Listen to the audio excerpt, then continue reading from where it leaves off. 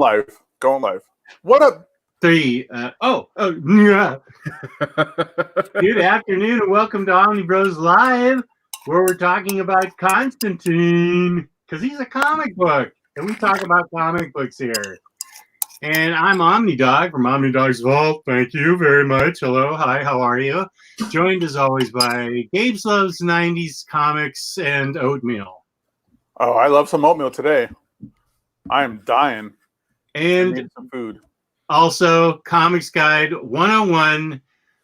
There he is. Who's going to make a big life proposition in the Oscar Mayer Wienermobile. Hey, if it's possible, I think we could get a GoFundMe to rent out the Oscar Mayer Wienermobile. I wanted that to be my job when I got out of college, but I couldn't figure out how to do it. I mean, I so wanted to drive the Wienermobile, but I just didn't. It was located in the Midwest. I think Oscar Mayer was a subsidiary of Big Company Incorporated in Cincinnati or something, and I just couldn't swing it. God, that would have been a great first job out of college. I would have loved that job. Traveling the country just in an Oscar Mayer Wienermobile? Hell yeah, man. Yeah. Everywhere you go, you're bringing joy. You're driving a Wienermobile. Oh, my God. Let's see. So we got Comics Guide 101, who I've been talking to, and Gabe. And this is the Sunday show where we talk about news and comics and Wienermobiles. And it's brought to you by our fabulous sponsor, InStockTrades.com. Let me take a sip. Because InStockTrades.com is the place to go to get your collected editions. You can get them up to 50% off. Loyalty discounts add 2% to that. At the end of every month, they are kind enough to give us a $50 gift card to give away to you, one of our viewers out there. That's right. I'm going to start working on a question for this month's. I'm not going to do a random number generator. This is going to be Omnibros trivia. So I'm going to start thinking long and hard about that because what the heck is today's date anyway? 13th. 13th. So we're getting close to the middle of the month. So I've got 2 weeks to come up with a good question for somebody to win a $50 gift card. And you can take that $50 and apply it to books. And if you buy $50 or more worth of books in the United States, you get free shipping. Free shipping. That's amazing. And, of course, fabulous customer service, fabulous packaging. That's InStockTrades.com. The question should be, how many teeth did Just break live on Omnibros Live? How many what now? How many teeth? How many teeth? I think damn it, Gabe, that would have been a good question. That's not a bad idea. Give me a second. I'll be back in a second. The answer is 42.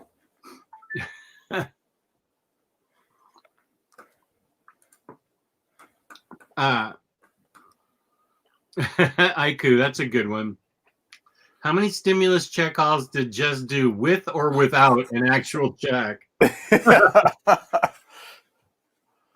All of them. Yeah, and apparently I got, let me just check what this was. Oh, he's already sent it. How do you do that? Apparently, for 3 years now, I've been uploading my YouTube videos completely wrong. And it wasn't the video you sent me, Gabe.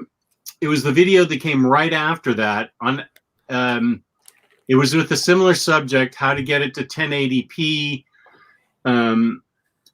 for an upload, but mine was already doing 1080p for an upload, so I couldn't figure out. And then she showed me how you're supposed to upload your iMovie to YouTube, and I was doing it totally wrong. That's why I was getting like 180p resolution, and I finally did it right last night, and I'm getting a bunch of compliments that my videos finally look reasonably good. What were you doing wrong, and what did you fix? In iMovie, there's that little arrow box that you up in the right that you click, and it says where you want to send it. Your movie. I always sent it to YouTube because it just said YouTube and went from there. You're supposed to send it to the thing that says export to. It looks like a note, but it says export to desktop or export to a file. Yeah, something like that. It's completely different. It has nothing to do with YouTube. So you're supposed to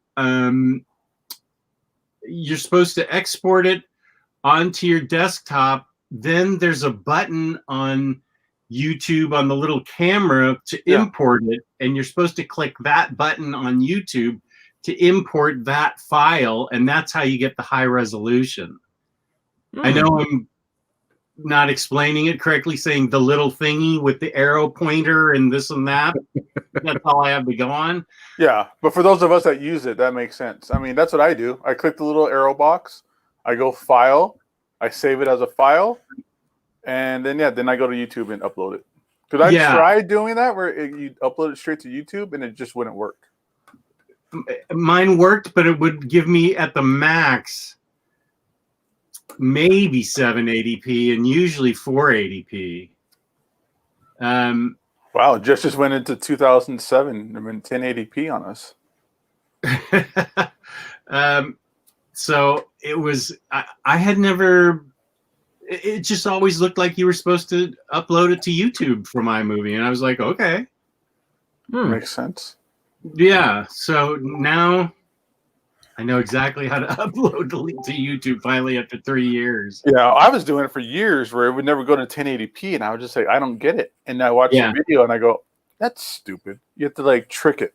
Yeah, it's like a glitch or something.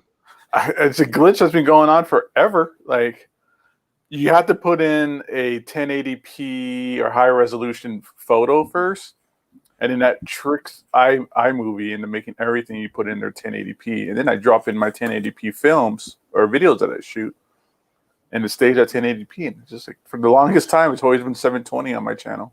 Yeah. Or on the videos, all the videos I upload, even to the Omnibros stuff. Mine was already at 1080p, so I was really lucky that the next video said how to upload your movie to YouTube from iMovie. I couldn't have been doing it worse unless I had like physically downloaded it into my hands or something and tried to smear it onto the screen. That's about what the quality I was getting.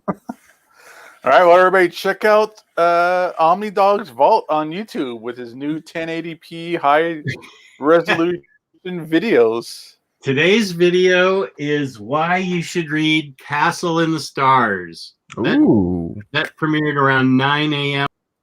Oops. What happened? I don't know. Oh, okay. Castle in the Stars, all 4 books, and it actually looked reasonably decent. This is volume 4. It looks pretty. Oh, Lou, look at it. Ooh, I like the art on that. Oh yeah, and the story is watercolor. Fantastic. It's such an adventure. A Frenchman on Mars. Huh. Yeah.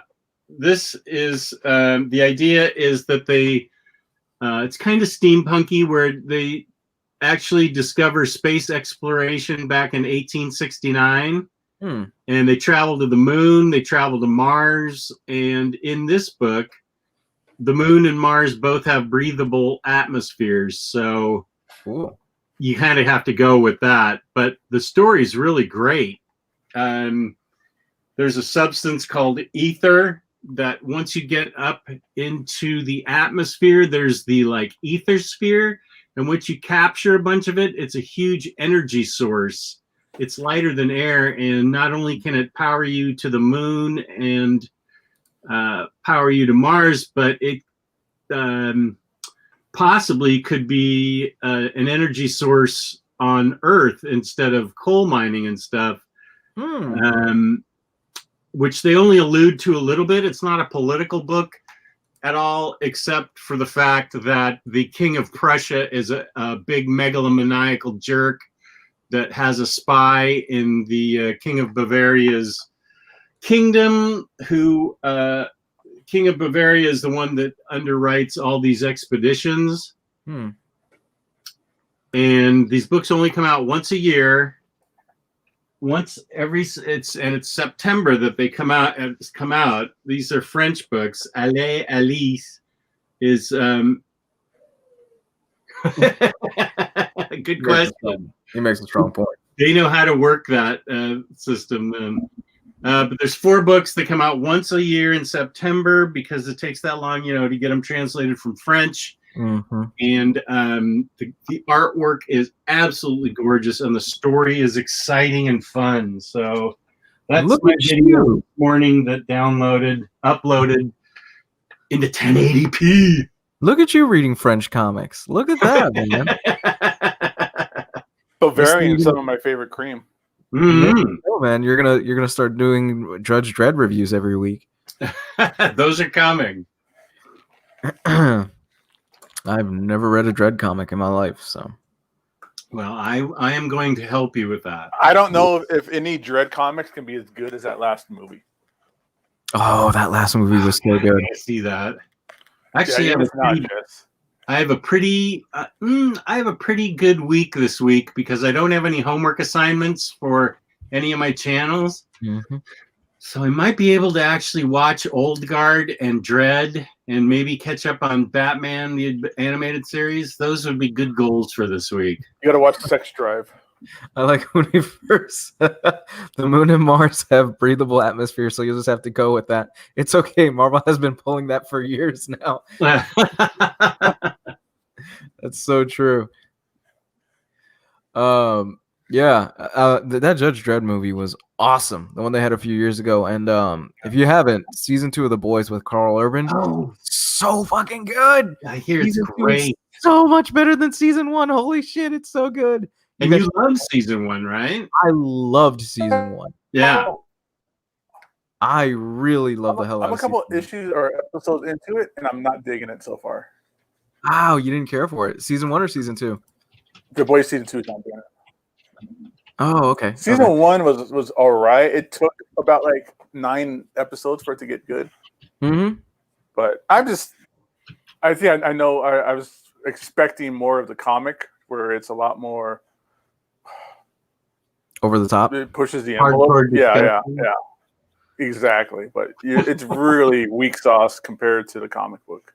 Like really weak sauce. Like, people talk about how crazy The Boys is. I go, you haven't read a comic book. No, it is nothing compared to the comic book. The comic book is so over the top. It's really over the top. But there's no way. I just don't think there was any way they could directly translate a lot of that stuff. No. I don't know that. I mean, I loved The Boys. I read The Boys and thought it was wildly outrageous and made its point of what happens when you have superpowers that are unsupervised and things like that. But I don't necessarily know that you need to have those explicit scenes. And I'm thinking of one in particular that doesn't necessarily need to be. I'm thinking of 2 or 3 in particular now. I remember the one scene where I was like, all right, I don't need to read this comic book anymore. I've had enough. Yeah. To prove your point, I don't know that they need to be in the TV show. But I really want to see that TV show. It's fun. It's fun. You'll like it. I mean, it's a bit over the top, but it's nothing too wild like in the comics. And they really don't push the boundaries too much. But it's a fun show. I love season 2 so far. I think it's better than season 1. The only downside is we have to wait every week to watch a new episode. Yeah, they're doing the scattered every. They did the first 3 the first week, and then now it's every week, every Friday. There's a new episode. You've been digging Lovecraft though, right, Jess? The one episode that I got a hold of, I loved it. Yeah, I need to get a hold of the next episodes. I need to talk to our friend. I just need to remind him, but I'd watch the rest of that. It's so easy for me to see that as opposed to other things because I can just see it on my computer. Yeah, I thought it was really good. Carl Urban's fantastic in like everything he's done I've seen so far. Star Trek, he's great. Yeah, Dread, Star Trek. He's had a history of nerd properties. He was in Riddick. He was in Lord of the Rings. He's did Dread, The Boys, Almost Human. Dude's been around. He did one season of that interesting show. I thought it was interesting on Fox. Almost Human. Oh yeah. Yeah. I thought that was an interesting show. It was, but it got canceled right away after one season. Yeah. Oh yeah, I got Doom Patrol and Swamp Thing to watch too. You gotta watch Sex Drive, Jess. Lou, were you saying that Grandma's Boy was trending for some reason? Yeah. Was it Gabe that said? One of us said that Grandma's Boy was trending on Twitter for whatever reason. We weren't sure why it was, but it was. I immediately thought of Gabe, and I was like, "This is Gabe's moment to shine." Yeah. That movie's fantastic, dude. That's one of the best movies of all time. Did you go and check it out and see why it was trending? I didn't know. No. I scrolled through it, but it was just everybody going, I don't know why it's trending, but here's a GIF. You know? I'm with Gabe. That is one of the best movies. I love that movie. Grandma's Boy, Basketball, Sex Drive are like three just fantastic movies that nobody really talks about. That are just the funniest films of all time. Does Sex Drive have the hot Amish girl? Yes. Yes, it has a hot Amish girl. Oh, Seth Green is in it. There's like, I mean, you can stream it. It's on Netflix. You can stream it, but if you actually get like the DVD or the Blu-ray, they have like an uncensored version of it, which is like 30 times more outrageous. That's what I want.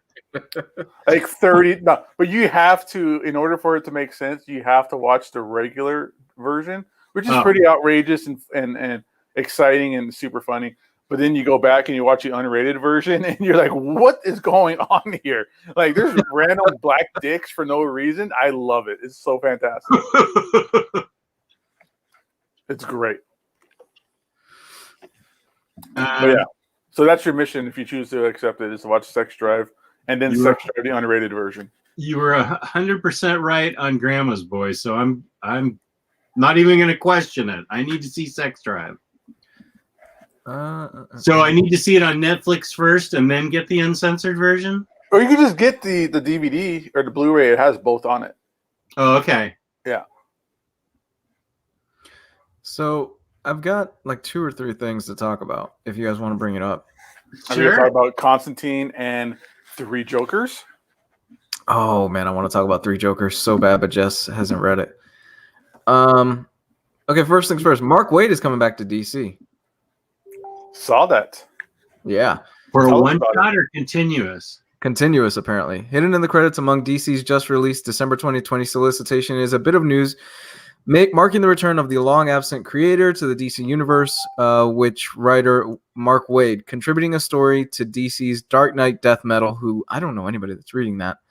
Waid last worked in DC in 2008. They haven't released details as to what he's going to be doing there, but he's coming back to DC Comics. It's been since 2008 that he's worked at DC. When those metal books get collected, I'll read them. I'm invested in that universe, so I'm okay with it. It just seems so convoluted to me to jump into the metal stuff right now because there's so many spin-offs, so many titles of the metal stuff, and I'm like, oh my gosh, it just looks like a pain in the ass to jump into if you haven't been keeping up with it. Yeah, you kind of got to start right from the beginning and just slowly keep up with it. That's what Taylor Brown and I have been doing. Mm-hmm. It seems a bit. I hope they put out the collect editions in all the random formats again, just to be consistently inconsistent. Here's a one-shot issue in pocket-size format. Here's another shot issue. Well, it's like metal is. I think Jess knows. He'll put it on the top of his head, maybe. Metal is an oversized hardcover. There's like Resistance, which is like a trade paper. So either way, one of the books. So there's I think there's 4 books that make up all the whole Dark Knight's Metal. One's an oversized hardcover. One's a trade paperback. One's a regular size hardcover. And it's just all over the place. There's 2 regular size hardcovers, one oversized hardcover, and then a trade paperback. That's what it is. Yeah. Yeah. It's all over the place. Oh my gosh. Yeah. This is why I just don't bother. And I think I think the Death Metal oversized hardcover, or not Death Metal, but just the metal one. I think that's hard to find right now. I think it's out of print or something. Oh, really? I think only because people in the group have been asking about it. So wait, how does people in the group are asking about it? It means it's hard to find or gone. Yeah. How does the metal thing go? It goes Forge, Death Metal, and then what comes after that? Anybody? Wait, know? What's your question? How does the timeline go for? It goes Forge, Metal, and then Death Metal. Is that how the timeline goes? Oh, I see what you're saying. Forge is one of the lead ups to Metal. Right. Then there is is it called Resistance, Jess, which is the trade paperback that has all the one shots that were kind of scattered around through different titles, and that leads into the Metal, and then now it's Death Metal. Yeah, there's the Road to Metal, Dark Knight's Rising, The Resistance, Metal, the Deluxe Edition. Then after that came Batman Who Laughs, which was Batman Who Laughs came and visited Bruce Wayne in his world. Oh yeah, and that was a Dark Knight thing, right? Or what was it called?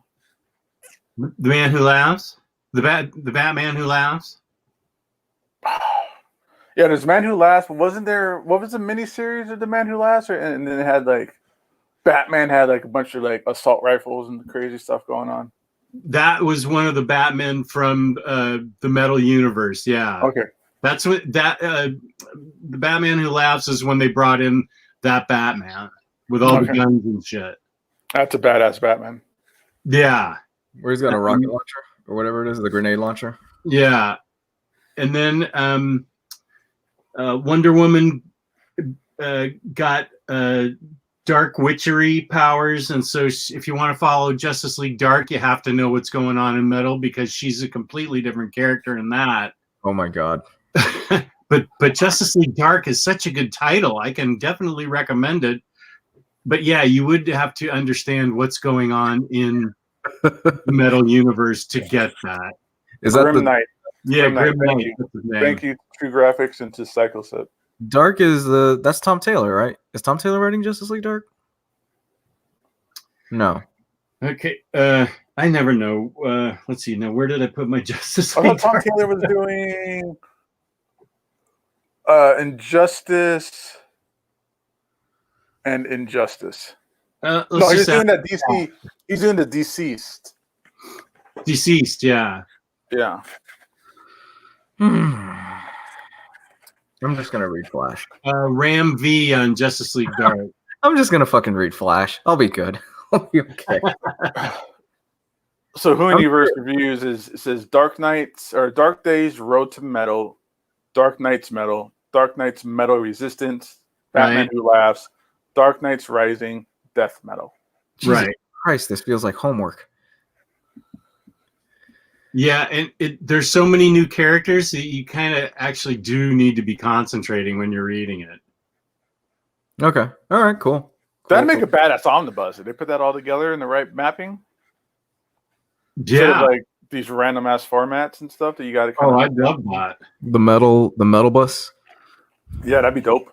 That would be cool. But they'll never do it because it's a good idea. That's I have to. I think I will co-sign that.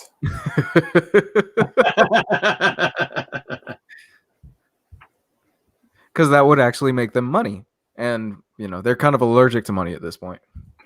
I don't even know you could do a custom Omni because there's so many. Yay! There it is. That's the dream. There it is. There's the dream. Can somebody Photoshop a little Omnidog right here in the front seat? Right here. Here's a reference for you. You know, one day when just everything is said and done, and you sell the house, and you and your wife just decide to go across the country, I expect it to be in that. Yeah. Forget the stupid family rented RV. Get the Wienermobile. Taylor's saying that we created a reading order on our metal video, so check it out on Batter Days in the Batcave. But it only went up to Batman Who Laughs, and that's it for collected editions. Now everything's coming out in singles, so I haven't seen anything new that's been collected with Robin King and the other stuff. Peter Trezzi, happy Sunday, boys. Do you know if the Grail's Green Arrow Omni is getting restocked or is it no longer available? Is that at IST you're asking, Peter? I think it means in general. Like ever? Well, yeah. Let me check Amazon. They're usually the last place, and so they'd be good to know. They'll tell you. I know as through Diamond, it's out of stock, maybe out of print through Diamond. But wow. It's a $150 book. It's $135 at Amazon. So that means it's getting thin. If it's $135 there. Yeah, there's barely any discount on it. Yeah. Yeah. So that I would assume that means it's going out of print. I love Hayden McGee right now. This is brilliant. Solving crimes.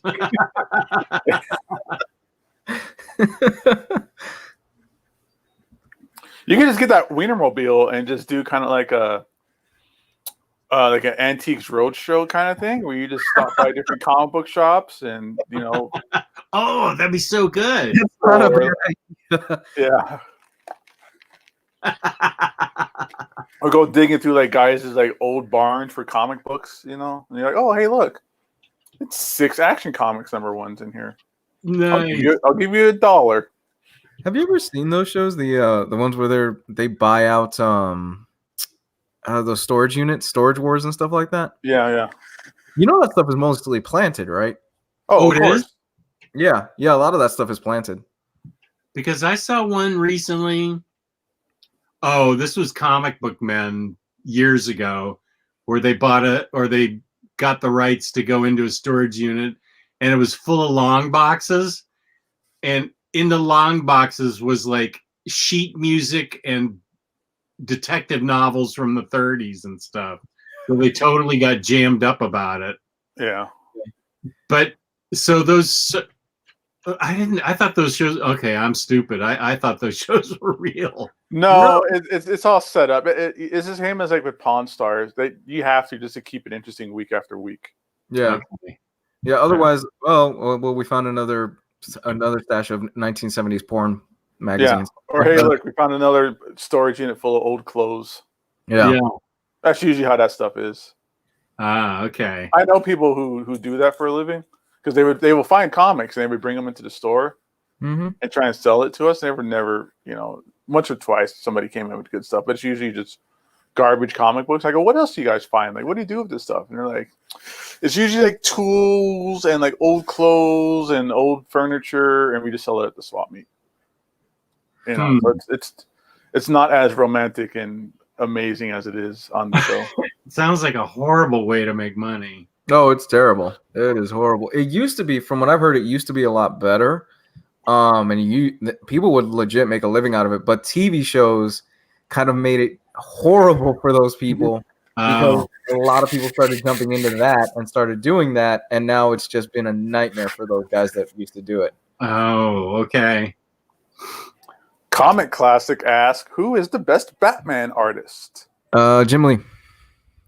Neil Adams.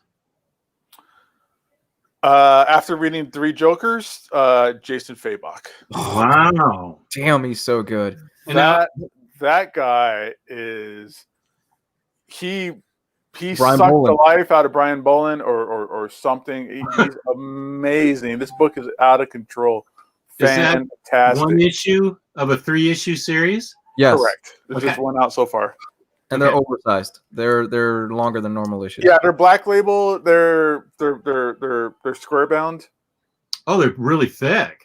Yeah, it's really thick, but the paper is crap. The paper in it is super like gross. Like it's like Marvel Omnibus paper. Like it's really thin and flimsy. While the cover is like kind of a cardstock cover with like it's impressioned on here as well. So there's a little bit of like tactile feel to it.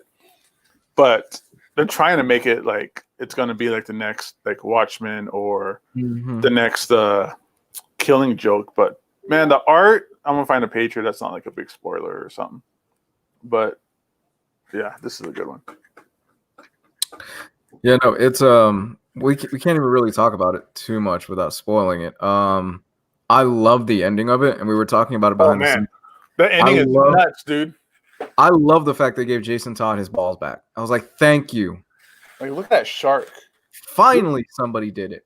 The ending of just issue 1? The ending of issue 1. The ending of 1 is such a great note where Jason is talking to somebody else, and he basically said, "You could have stopped me. You didn't." Who's the guy in the hood with the mask on? It was near the shark hood and the mask on. It was on the shark page. Let me go back to that. Dude, the art in here is just fantastic. He like I said, it's Brian Bolin. He's the new Brian Bolin. Wow. Oh, that's Jason. That's Jason Todd. Oh, that is. Yeah. He's got the hood up. He has the helmet up. Yeah. Oh, okay. And he still wears the domino mask underneath it, the Robin mask. There's some weird fetish or something going on there. Okay. That's kind of redundant. But there is some Jason Joker moments in here where it's like, that's messed up, man. That's messed up. Mm-hmm. And dude, just like this page with the Batman's like scars. Yeah. Oh. It made me want It made me want Jeff Johns to write Jason Todd, an ongoing Jason Todd series. Yeah. Yeah, the last page of this book, the last like 3 pages or whatever, is just phenomenal. Like what you're talking about, Lou, with what happened at the end. But wow, he's the best artist right now that DC has, I think. Like, especially in the Batman universe, he is fantastic, and he was always really good. Like there always was like, oh, Jason Fabok, yeah, he's really good stuff. But he's been doing reps or lifting weights or something art wise. He's at the next level, dude. Next level. Wow. I kind of have to wonder if it's the extended time that he got to actually be able to put in more work into it, because Jesus, it looks. You could honestly put it next to some of Brian Boland's work, and it looks very close to Brian Boland's stuff. But it has its own distinct flavor to it. Yeah, but just the design of the comic too. It's very much like they're trying, like they have the card on the back. That's very Killing Joke. It starts out like 9-panel grid, very Watchmen-esque. Yeah, just the design and just the style of the books. Like they're tapping that. Wait, who's writing this? Jeff Johns. Oh, he is. Okay. Yeah, it's great. It is really good. Yeah, I've kind of been kind of cold on a lot of the DC Metal stuff for the most part, but if he keeps this up, this is going to be something really nice. Once is this part of Metal? No. 3 Jokers. Black Label. I mean. Oh, Black Label. Okay. It's mainline DC. Because with Rebirth, you remember Rebirth, the start of Rebirth, not even the start of Rebirth, just before Rebirth. Very end of Batman. Justice League. Yeah, I mean, Batman got the Mobius chair, and they were like... Neckman chair. Yeah, where he was like... Yeah. You know, what's Joker's real name? And he's like, oh, that can't be true. And then in Rebirth, it's just that there's three people or 3 Jokers. 3 Jokers, yeah. Okay. And then they never really touched on it before, and then in here it just bam. It starts off where three Joker style murders happen at the exact same time, and then they realize, oh, there's legitimately 3 individual Jokers going on at the same time here, and it just goes from there. And it's not a bit. There's really 3 Jokers. It's not like, oh, this guy's dressed up as. No, there's 3 Jokers at the same time. Oh, that's awesomely. As far as we can tell so far, yeah, it's 3 Jokers acting independently as a team, but also as a team, having like, this Joker is responsible for this, this bit of history. This Joker is responsible for this bit of history, and this Joker is part of this bit of history. And it's like, okay, where are you going with this? Like, I want to see how this kind of pans out for sure. Yeah. So there's which versions? It's the comedian, the clown, and the criminal. Right. It's the Killing Joke version. Which one? What else was it? Is it Neil Adams version? Is the other one? Maybe. Well, it's definitely the Killing Joke version. It's definitely the Death and Family version. And I'm not sure what the third one is really like representative, but I'm trying to look into it real quick. I can't get over his artwork, man. It's so good. I want panels. That's exciting. I want panels to hang up on the wall. They look amazing, dude. I don't know how much he sells his art for, but it would be worth it. Have you ever gone down that rabbit hole? Original art. Oh yeah, I have a bunch of it. I've sold a lot of it recently. Like I regret it, but I had a Rob Liefeld Avengers page, like double page splash. Mm-hmm. But I've sold it and moved stuff around and things like that. But I have like a page from Transmetropolitan. I got a page from Chew. I got some cool stuff. No, I used to be really deep into it because back in the day, like when I was doing like the late 90s, early 2000s, you can get pages for cheap, and you can't do that anymore. It's really out of my price range these days. I'm glad you kind of brought up Rob Liefeld because I posted an image. Apparently, Rob Liefeld on his podcast or something like that was talking about how certain art is timeless and it never ages, and there are certain artists that are able to kind of keep up with that. And I was wondering, what did you guys think who would you think is kind of that artist that regardless, that art has still stayed relevant and is still relevant today? Oh, we need to talk about people who was like commercial art. Yes. Yeah. Because for me, it's Jim Lee. Like Jim Lee to me, still since the 90s has been able to kind of not necessarily reinvent himself, but has been able to stay relevant with a lot of the stuff that he does. I mean, hell, I was telling you guys in the chat, my girl who doesn't know a thing about comics has a Jim Lee Wonder Woman print that she hangs in her kitchen. And I think Jim Lee just has that mainstream appeal, and a lot of people, when they picture Batman and Catwoman, they see that image of them kind of holding each other and kissing each other from that Hush storyline. Yeah. What's the premise? Are the artists still active, or it's just art that existed that still it could have been created in the 60s, but it's still relevant now? It still holds up now? Yes, the artist doesn't necessarily have to be active anymore, but it's more, is their art still relevant today, and has it remained relevant?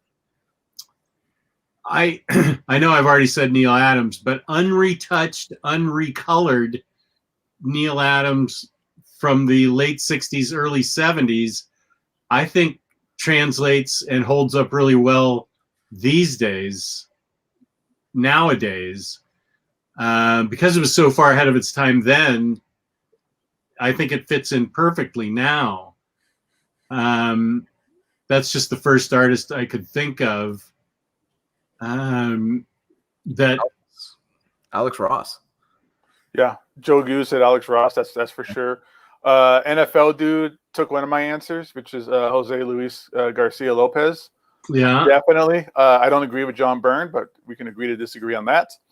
I think, and this is kind of a sore spot for Jess with recent events. What is that? I can't wait to see it. Jim Apparel. It's a great.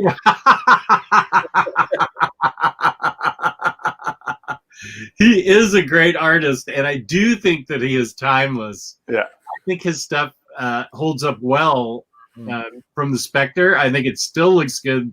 His Batman stuff is some of my favorite Batman. Sorry? His Batman stuff is some of my favorite Batman. Yeah, I agree. He was a great successor to Neil Adams in Batman, and he drew a great Phantom Stranger. Yeah, Jim Aparo, I agree with that. What about I'll throw Brian Bolland into the mix. Those are my artists. Yeah, the ones that timeless. Yeah.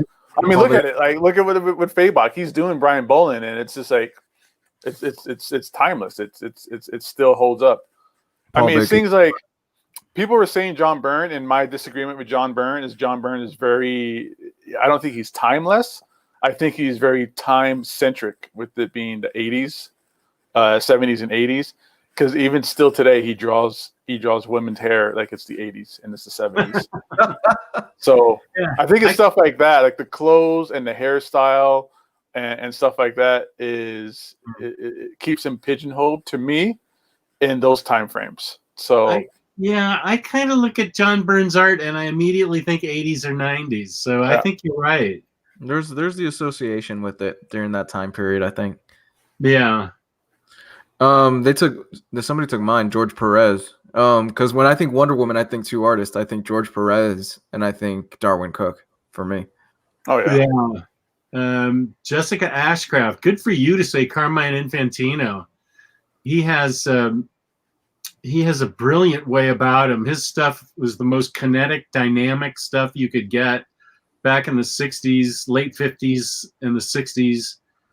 He's always my favorite artist until Neil Adams came along.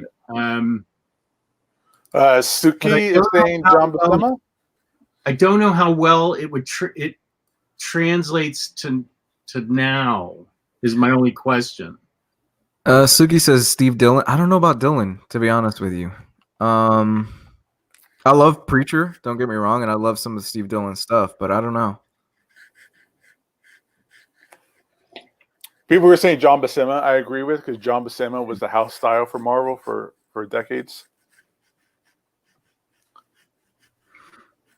I'm surprised your boy from Transmetropolitan wasn't thrown in there. I love Derek Robertson stuff, but he's also there's not a lot of work to really go on with him, unfortunately. Mm-hmm. I mean, he's doing that Constantine you guys are talking about, and he's also very Brian Bolin-esque as well. Mm-hmm. He has a lot of Brian Bolin in his work. Can you highlight Asian Johnny Depp at 1240? This is a funny question.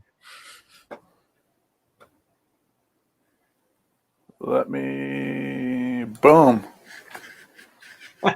Oh, yeah. Jess, you going to get the Sideshow Mary Jane Peter Parker statue? Or is that too much man for you in one piece? You hit the nail on the head, Asian Johnny Depp. There's too much man in that piece. I'm sorry. It's a nice statue, but there's way too much man. Mm-hmm. But he does also bring up Simon Bisley's Batman. That stuff's amazing. Oh, the Batman Judge Dredd thing was crazy great. Yeah. I got one. Greg Land. Well, Greg Land's art is timeless because he steals it from other people. So he's a little bit of everybody in here.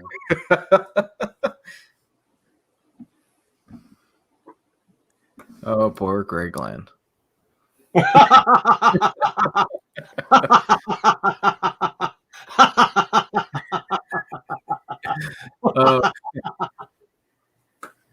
Oh, ooh. And he's shirtless. What do you got? Shirtless. Oh, he's got no more nipples. Oh, Jesus. Oh, my guys. This is what you guys do on Saturdays?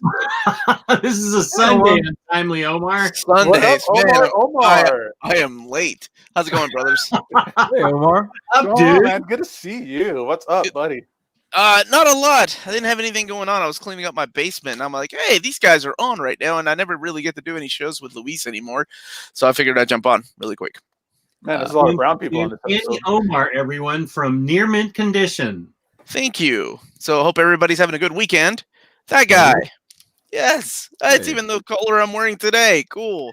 I wasn't supposed to be here today, true graphic novel fan. You can't call me out for being late.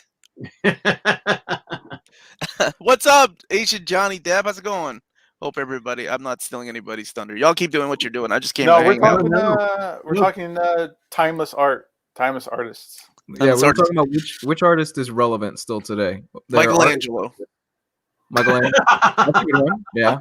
I think his art will always. I don't know. Yeah, I like his pizza era. Big fan of the penises. Big fan of the penises. Not enough. Not enough. Needs more shaft. Mm-hmm. Who did you guys mention? Just out of curiosity. Greg Land. No, you did not. And it's the question was, is it still, can it, well, it was Rob Liefeld's talking about what art is still relevant today that was relevant back in the day. And so I said unretouched, unrecolored Neil Adams still looks good today as it did back in the 60s and early 70s. Compared with all the other artists today, I still think he looks good. What did you guys say? Jim Lee. Jim Lee. I said Brian Boland, and I said Jim Apparel, and I said Jose Luis Garcia Lopez. Yeah. I also said George Perez. Those are excellent. Excellent. Neil Adams, yes. Somebody said John Buscema? We talked about John Buscema, yeah. Buscema, yep. That's a good one. Classic. Really, when he's inked by Ernie Chan or who's the other gentleman? Tony Desuniga? Those two inkers? Oh my God. Especially on Conan. Yeah, it looks like it could be drawn today. That amazing. The Buscema? Yeah. That stuff on Conan, like when he's inked by those two guys. You know, oh my God. It's freaking awesome. So yeah, Jim Lee, I agree. That's a good one. Neil Adams is good. Did somebody say John Byrne? John Byrne, I think, is kind of timeless. His art in Fantastic Four, X-Men, She-Hulk. We talked about it, and then I disagreed with everybody that said John Byrne. You did. I think towards his later part of his years, I don't know, he got a little too sketchy for me. But if Terry Austin was inking his art, oh my God, that's timeless. What? How do you guys feel about McFarlane? Because I know for a lot of the dude bros out there and a lot of people that really grew up in the '90s, they love McFarlane still, and those dude bros. Does he have enough? Gosh, that's been 30 years, so he does have enough work under his belt to qualify. Because I still he hasn't done work though. He doesn't do work. He does covers for Spawn, and that's about it. Toys. But at least he's still drawing, right? Sure, but it's not like, he's not doing comic books. Sequential art. Yeah. Neil Adams, well, unfortunately, yeah, he is still. He did Odyssey, right? you love that story. But try. Well, he did Deadman recently. Try and look at McFarlane's stuff that he did and see if it translates well and holds up well still today. I think it's Spider-Man stuff for sure. Okay. I was going to go with his Spawn. I think those first 10 issues of Spawn, they still hold up pretty well. A lot of artists are still mimicking that style. Yeah, I think, I guess not first 10 issues. I would say the first 20. How many did he draw, Gabe, before he retired? 50? About that, yeah. He didn't do a whole lot of work. He's one of those artists that has very little work, but is very influential. Like Steranko, like Stephen Platt, like Brian Boland. I enjoy McFarlane, but his art to me is always associated with that time period of the 90s for me. That's so sad. Mignola? What about Tom Mignola or Mike Mignola? Mm-hmm. I think his art is kind of timeless. It's unique. I think so. He has that style where you can't really pinpoint it to a certain decade or time frame. Well, when I know it's timeless because I think when I do overviews of books and I'm like, oh, this artist has a Mignola style to him, I'm referring to him as an art style, right? Because it'd been done, like that kind of stuff had been done before previously, especially by some European artists in those creepy, eerie magazines and stuff. But I think he's the one that kind of just almost trademarked it. Like this is the style people are gonna go for, and it's gonna be called the Mignola style. So, I wouldn't disagree with Mignola. I think that his is totally timeless because it's extremely individualistic to him. Only you can tell when it's him, as opposed to you look at some other stuff, maybe you're not sure, but all of these artists, you can always tell when it's their stuff. That's one thing. You see a cover and it's immediately, oh, that's a Mignola cover. Yeah. Yeah. Or if you see somebody trying to be Magnolia-esque, with the heavy shadows and the deep rich shadows and stuff like that. But Art absolutely. Adams, I have to go with Art Adams. I was gonna say Art Adams too. He's still drawing covers, and from time to time they can get him to do some sequential art. Alex Ross, somebody mentioned that in the chat. That's a good one. I think we brought that up earlier. Yeah, he's always going to be that commercial classic artist. Timeless artists that So we're going with artists that would sell a book. Like if you announce today that, Neil Adams is on that Fantastic Four book, right? With Mark Waid. Oh, Mark Waid, that's right. Yeah. So you're saying like these artists, if Jim Lee were to come back to the X-Men, oh my God. I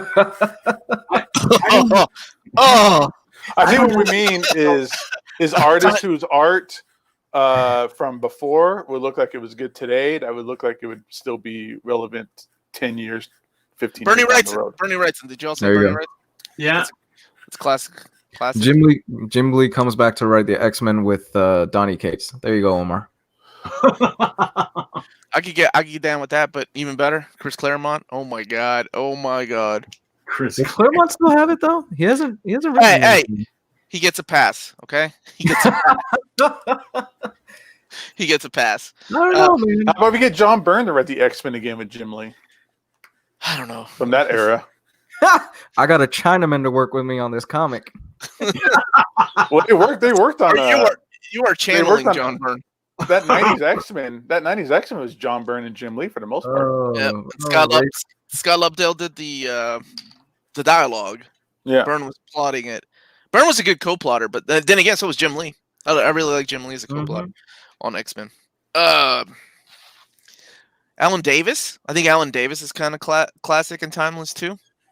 No matter what he's drawing, I'm a big fan of his stuff. I think he just gets a pass that he could keep doing that 80s style and no one's going to tell him otherwise. Mm-hmm. Frank Miller. No, sorry. Okay, if we could capture that magic in a bottle of Sin City, that was my favorite thing he did. Yeah. Then yes. But then he just didn't stop evolving. Or what's the opposite of evolving? Degrading. I didn't want to say devolving. that's just so offensive. but his variant covers on those All-Star Batmans. Regressing. Like, oh man, what happened? Yeah. What happened? You know what? You know an artist that I really, really like. No one talks about except for Eric Larson, and that is Rick Leonardi. Rick Leonardi has this weird ability to just keep changing his style. Like he just keeps changing it. You can always tell it's Rick Leonardi on art, but his style just keeps changing a bit. Like he never just stuck to one formula, and I love that about him.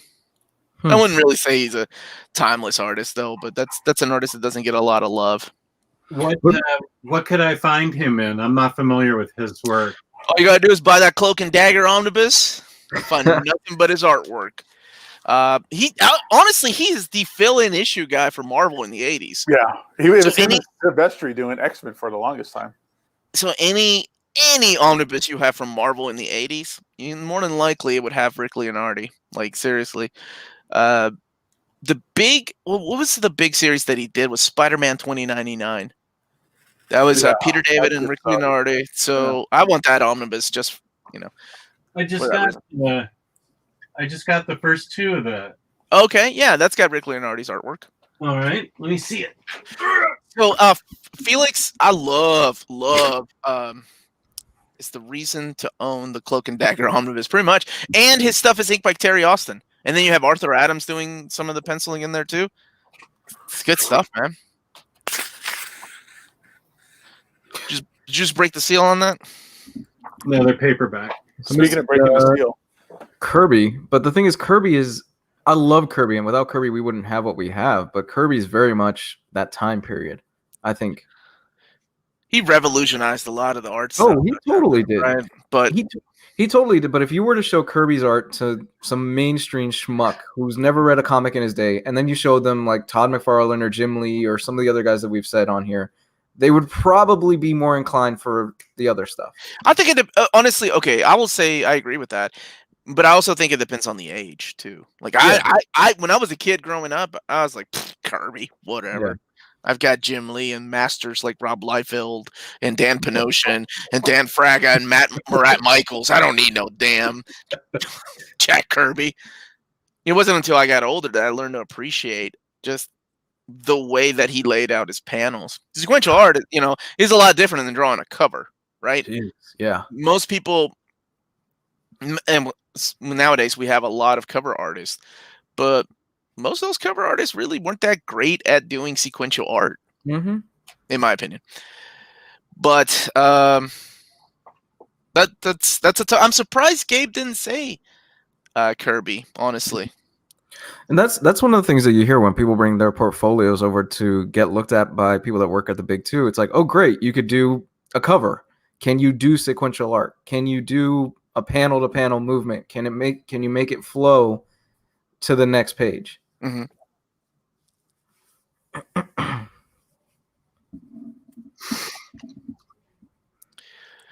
So what else is going on then? Well, Brian Michael Bendis is leaving Superman. Yeah, I heard that. Rumor Mark Waid might be writing it because he's coming back to DC. Please, please, please, please, please, please, please. That would be a dream come true. Please. I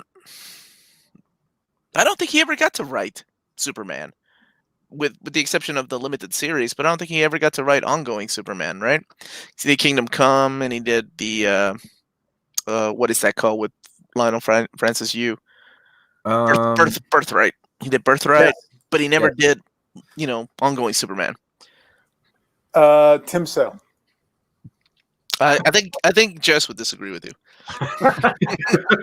Just from past episodes that we've done, Jess is not a big Tim Sale fan. And yet I went ahead and bought that omnibus. You sucker. That reminds me, I gotta sell that omnibus. That was the famous pain pill order. I gotta sell that omnibus. I need to get rid of it. People in the chat are in the chat are saying J.H. Williams, and I agree with that. But J.H. Williams, first of all, he's a phenomenal artist, and one of his uncanny abilities is to mimic other people's art styles. Yeah, like that is insane. Because if you look at Seven Soldiers of Victory, it looks like 7 different dudes drew that first issue, but then you look at the credits and you're like, "Oh my god, it was all J.H. Williams." What? He was just mimicking the artists of the people of the art of the people that were taking over the little miniseries. Mm-hmm. His art in Overture. Okay, you know what? If he kept that art style like he did in Sandman Overture, then absolutely, that's timeless. That was beautiful. That was a work of art. Oh my god, that was perfection. It was delayed to hell, but we could see why. It was beautiful.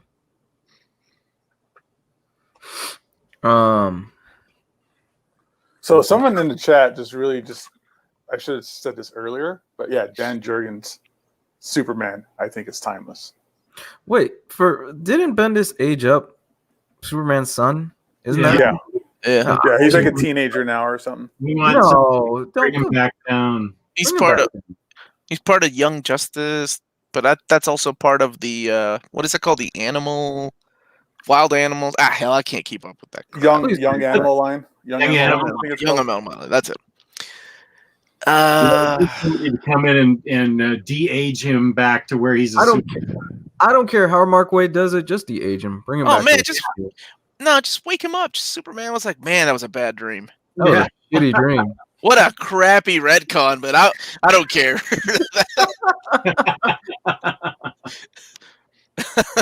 or just ignore it. Kind of like when John Byrne did She-Hulk. He ignored everything in between the issues that he did. Whatever. That's John Byrne's MO. That's John Byrne's MO. Is like, oh yeah, I'll do that book as long as I could just ignore everything that's ever happened. It's Wonder Comics. Thank you so much, the chat. Wonder Comics, not Young Animals. Young Animals was another line. Dallas style. That's right. Yeah. You were dead. If they're gonna keep Jonathan Kent as a teenager, let's even the field, balance it out, and age up Damian. Damien's already a No, man, we need kids. Come on. Yeah, man. I like the kid, super kid. You guys sound creepy. I said we need kids. Creepy. That is not creepy. Children of the future. Thank you. Yes. That's what he was trying to say. Gosh, man, you're just taking things out of context. Come on. No, I agree. I think it was a fun dynamic. Super Sons. Gabe, that was your book of the year. Super Sons. You love that book. I love. Wait, Super Sons is fantastic. Yeah. Jess's was Squirrel Girl, wasn't it? The unreadable Squirrel Girl. I just remember we did a book of the year a couple of years ago, and yours was Gabe's was Gwenpool, and yours was Spider-Gwen. And I was like, "What?" Or maybe it was the other way. Maybe it was the other way around. Maybe yours was I don't think Spider-Gwen. I like it, but I wouldn't make it my book of the year. It was your favorite book of that year, and maybe it was Gwenpool then. And maybe I had it backwards. Yeah. Okay, Gwenpool, and then Gabe's was Spider-Gwen, and I was like, what the fuck is going on? I feel like I just stepped into a bizarro world where people are picking their favorite books, and there are these clones of Gwen Stacy. And I know Gwenpool isn't really, but whatever. Yeah, I loved Gwenpool. I really did. Yeah. Yeah, Spider-Gwen was really good. The first couple of years was good stuff, dude. Mm-hmm. Yeah. Jason Latour did a great job on that book. God, I forgot the guy's name that was doing the art. That stuff just really kicked. It was just the most popular new character to come out of nowhere. Yeah, so it was a cool universe too. Yeah. Now Tomasi is still keeping Batman. the Super Sons alive. He's still coming out writing the Super Sons. Volumes 1 and 2 anyway. Well, yeah, that's supposed to be in the next the redone Omnibus, right? Yeah, so maybe he keeps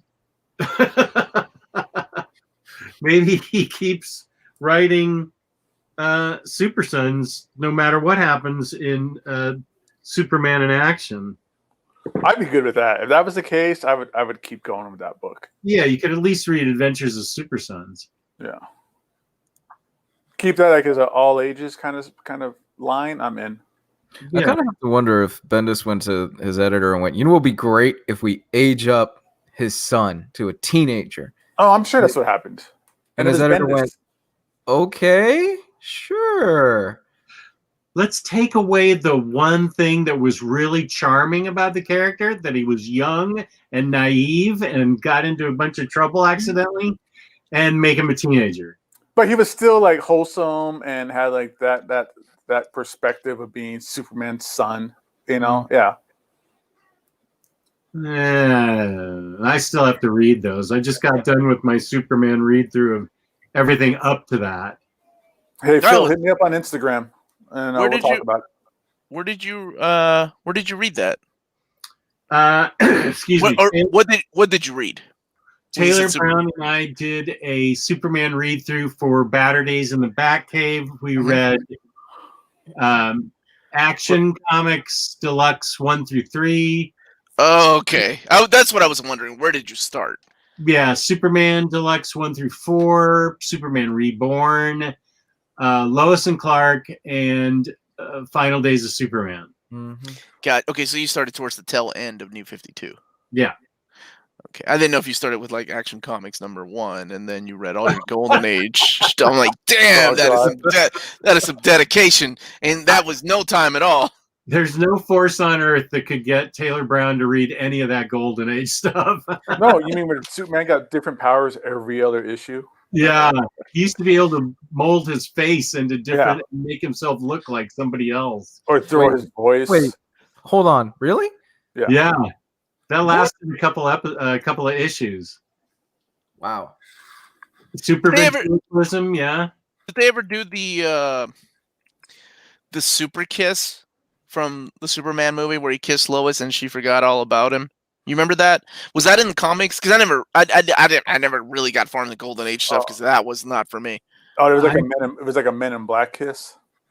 Yeah, sure. He was like, I just remember in the movie he kissed Lois and she forgot. everything about him I being don't Superman. remember that power ever existing in the Silver or Golden Age. That is creepy. With a Right? memory erasing kiss. A memory erasing That would not fly these days. No way. That if is a Super that Moon is date rapey Superman right there. No, Oh, but no. that would have been a great power to have when I was Easy, Jess. Don't go down. They will cancel your ass, and you'll be gone next week. Jess is gonna catch a hashtag by next. Hashtag Omnidog's a creep. You would be like, why am I trending on Twitter? And all of us, you would be like, "We made it, boys! We finally made it. We're successful." We're trending because all that had to happen was Jess had to be canceled. Yeah, I wonder if I thinking of Neil Adams. I want to read Mark Waid's Fantastic Four, but gosh, Neil Adams just doesn't draw the way he used to at all, and that initial picture of Ben Grimm just looks really, really rough to me. I know they admire each other, and it's like a match made in comic book heaven. But Neil Adams, I don't know. Maybe even halfway decent Neil Adams will be good Neil Adams. It's still Neil Adams. I think it's cool. I liked his he did Giant Size X-Men 1 and 2. He did those stories, or I'm sorry, 3 and 4. Of course, that was about 10 years ago, but they're still pretty cool. You're just thinking of Odyssey. They don't translate to today. Today's printing, today's art, today's coloring. Colors. It just doesn't Colors. work. Yeah, colors. Colors. I'm trying to think of who would work on today's colors. A lot of people are hating on Swamp Thing, the recolors of Swamp Thing, right from the Absolute. Oh, right. Yeah. But see, I don't know. I like the way that the Tales from the Crypt and Vault of Horror did it from those from the archives, because it's modernized colors, but it's not in your face. Does that make any sense? They're not. It's not too crazy. Are we talking about recoloring old books? It's got. You can tell it's modernized colors when you're looking at it. It's like the Epic collections, where the covers of the Epic collections are recolored modern, and then they leave it simple in the inside, and it looks great. I love the way the Epics are doing it right now. See, and everybody had issues. Well, not everybody, but there were people that had issues with X-Men 2.0. Do you remember that, Gabe? I think you're probably the only one that knows what that is. It's when it's a hardcover with Jim Lee's art of the first 7 issues or something like that of X-Men, and it's all recolored with modern colors. Why would you touch that? Because I love Joe Rosas. He was my favorite colorist growing up. But I think modern colors on art, like you all said, on a timeless artist like Jim Lee, I think it kind of worked. But I know there are people that hated it. They're like, "This is why would they even put this on paper?"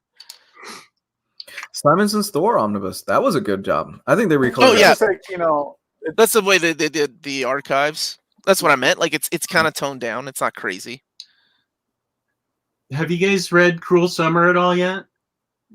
Not yet. Ed Brubaker. The colors in that book are so good. But that's just a collection, right, of all the stuff that came before. Yeah, this isn't. I'm veering away from the recoloring topic. Just within the coloring topic instead of recoloring. Just the coloring in that book alone is amazing. It really helps set the mood for the book. I think it's just remarkable coloring. Is it it's Phillips, right? Yeah, Sean Phillips. It's his son, Jacob. And Jacob yeah, that's cool. His son is a good colorist.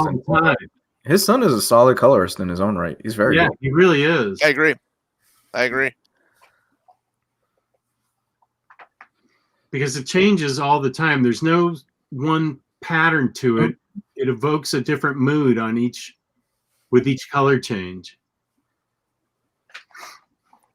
And I will take this to say this book is fantastic.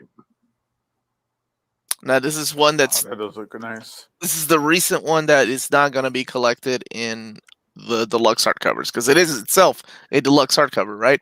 Correct. But it's part of the Criminal universe. Correct. You need to still get Criminal Volume 3.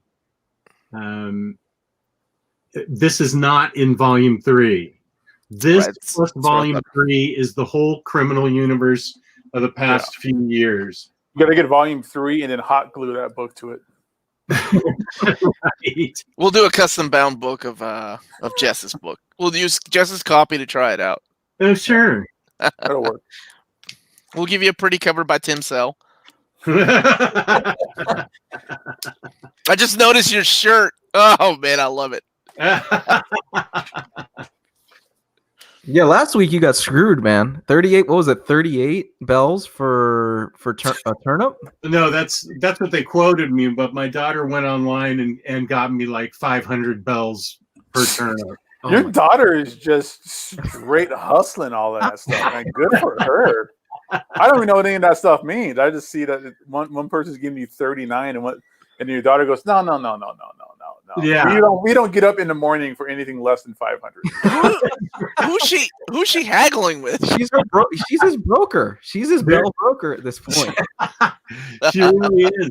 You go online to these places where somebody's Nook guys are offering a really high price, and you can get in the queue there to visit their island, and it's usually he'll charge an entrance fee, like he'll ask for a really expensive item or ask for 2,000 bells or something, and you get to go in there and sell your turnips for that really high price, and then my daughter just brings me back the money and gives it to me.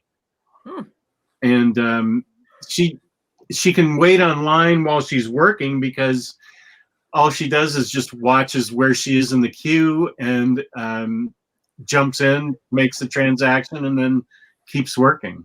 So it's really awesome. Here's a question that me and Omar could probably tackle. What do you think of X-Force collections or the X-Factor collections? Epics? Yeah. I love them. I love the Epics. The reprinting Volume 1 of X Factor, if you missed that, even though I think it was still in print or still pretty easy to get.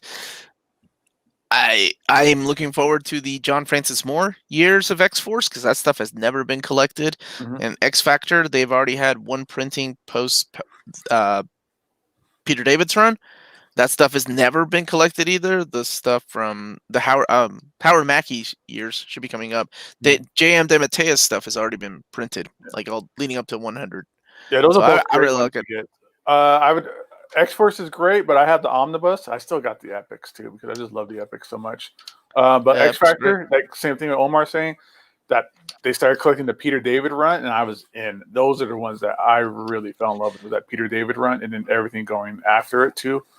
That's my era of X Factor, of that X-Men universe where Havoc's the team lead and you have multiple men, you got a strong guy, and they put that team together. That's my sweet spot of stuff right there.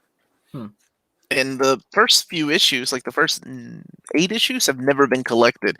So like the first appearance of Apocalypse and all that, it's only collected in Epic format, and there is no oversized format for that stuff. Oh, wow. Why is Omar Snarf? Why? What? Did somebody say I was smart? Yeah, wait a minute. The hell? Isn't like Ryley or Geo our shortest members? One of them motherfuckers should be Snarf. Geo's our shortest. Geo's only like 5'4", I think. I don't know any of these characters. Let's see. I am Mumra. Or Jaguar Man. Dude, this is from Thundercats. I know. I don't recognize any of those. Who do you recognize? Lion-O? Panther. I recognize Asian Johnny Depp, and that's it. Those are characters from the Thundercats.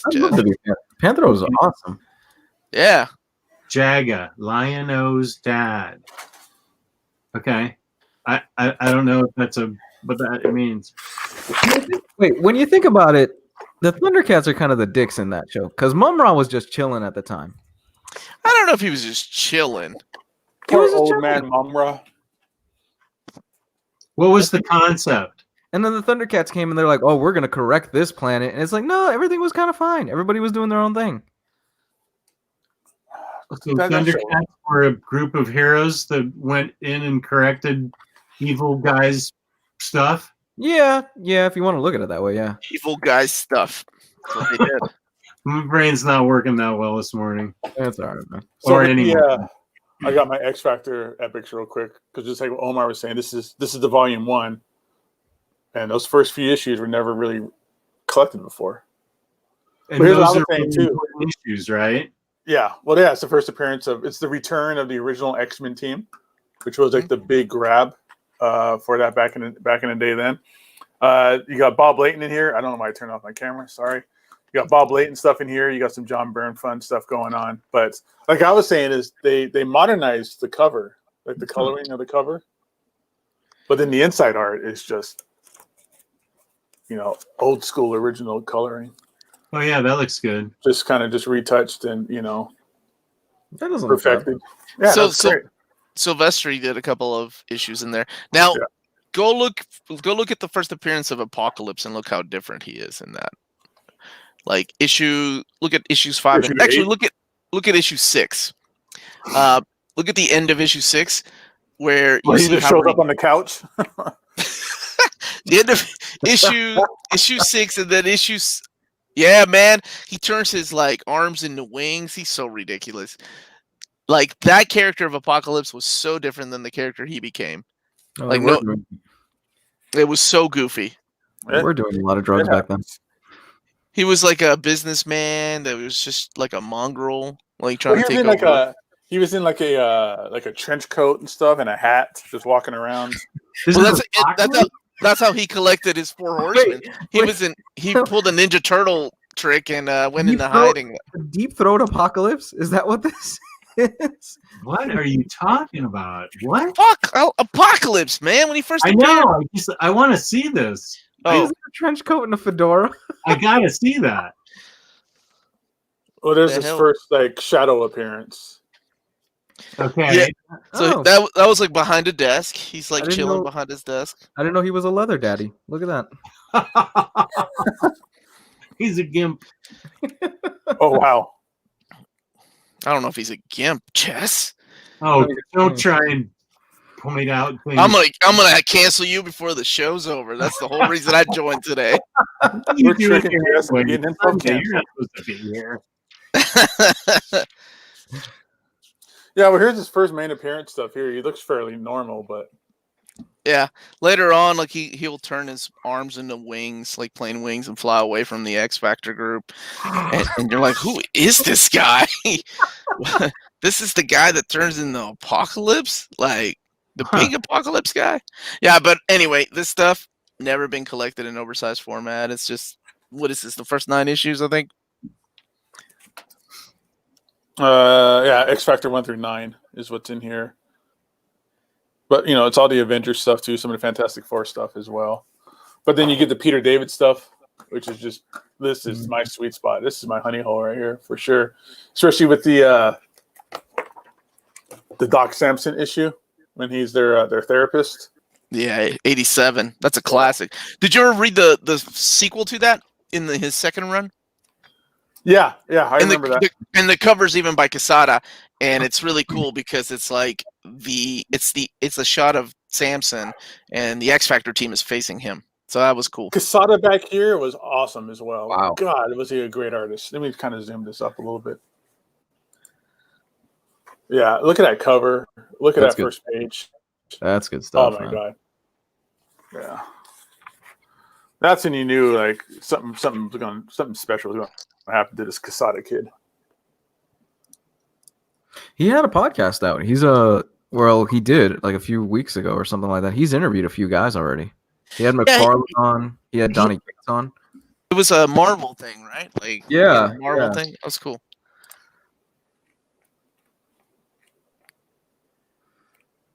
It was really laid back. I liked it, but he stopped doing it for a few weeks now. He stopped doing it. Well, things are getting back to semi-normal, right? Mm-hmm. How about this awesome guy? You guys remember Random? Yep. Turned out, remember his secret, like his little twist on his secret. Yep. I'm sure that's not what they intended when he first appeared. Peter David.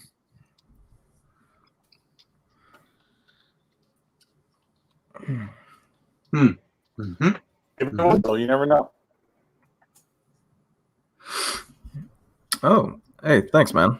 I'm glad you like it. Almost done with the current run of Daredevil, and you are so right. It's good. The Zdarsky stuff is really good. It's very good. What's the artist? How do you say his last name? I can never pronounce it right. For Daredevil, Chichetto. Yeah, he's fantastic on that book. He's crushed. Yeah. He's really good. I love his Elektra. He's a very underrated artist. He's really good. Hooniverse, I'm starting Invincible this week, today. Oh, nice. It means he'll finish by next Tuesday. Yeah, I was gonna say I gotta really just kind of start grinding now. He read all the Golden Age Superman in like a week. The man is a fast reader. Invincible. It's a classic. Yeah, I'm excited about that. It's good, man. You don't know anything about it? I read the first 2 books 3 years ago, so no, I don't know anything. You don't know anything about it then? No. You forgot by now. No, don't know anything. Don't you guys do shelfies today? Somebody's asking. Crazy Jane's asking. Yeah, normally, but we're already an hour plus into this. We're an hour and a half into it. Holy balls. Yeah. Jess, why don't you tell them real quick about in-stock trades? Well, we're already an hour and a half in. That would be InStockTrades.com, our fabulous sponsor, where you can get your collected editions up to 50% off. Loyalty discounts add another 2% to that.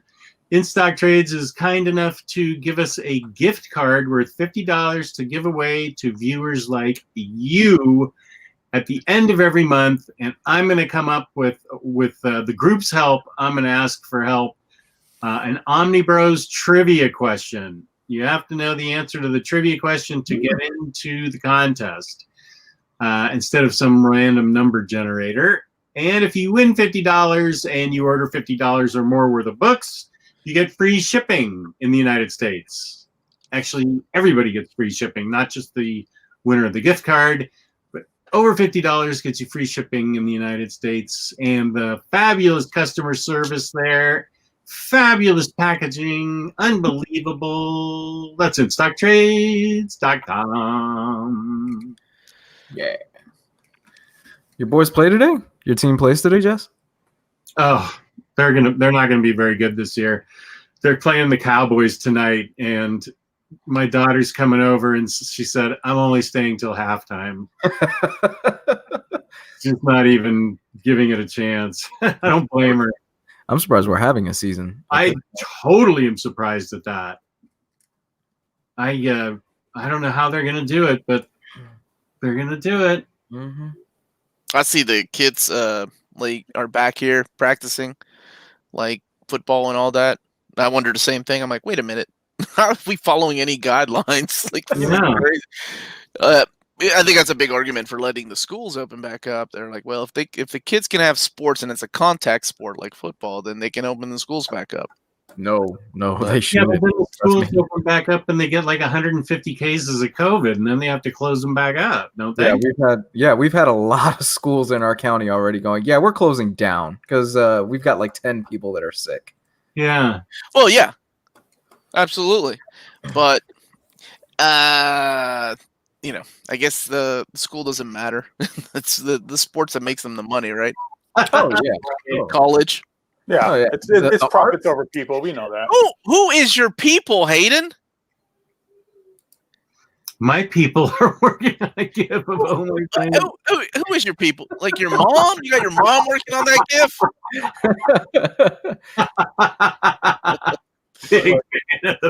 I ain't never letting up off of Hayden, man. He went too far and said Alien 3 was better than Aliens. So any chance I get. That's just a ridiculous statement. That's a ridiculous statement.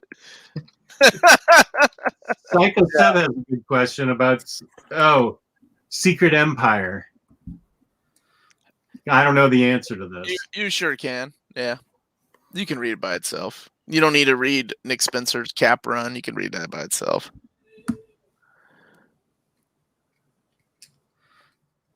So also real quick, since we got so many people here, Patreon. We're doing this Saturday, the 19th, at 6 p.m. Pacific time, 9 p.m. Eastern. That's right, everybody. It's time for the Campfire Omnibros After Dark. Woo!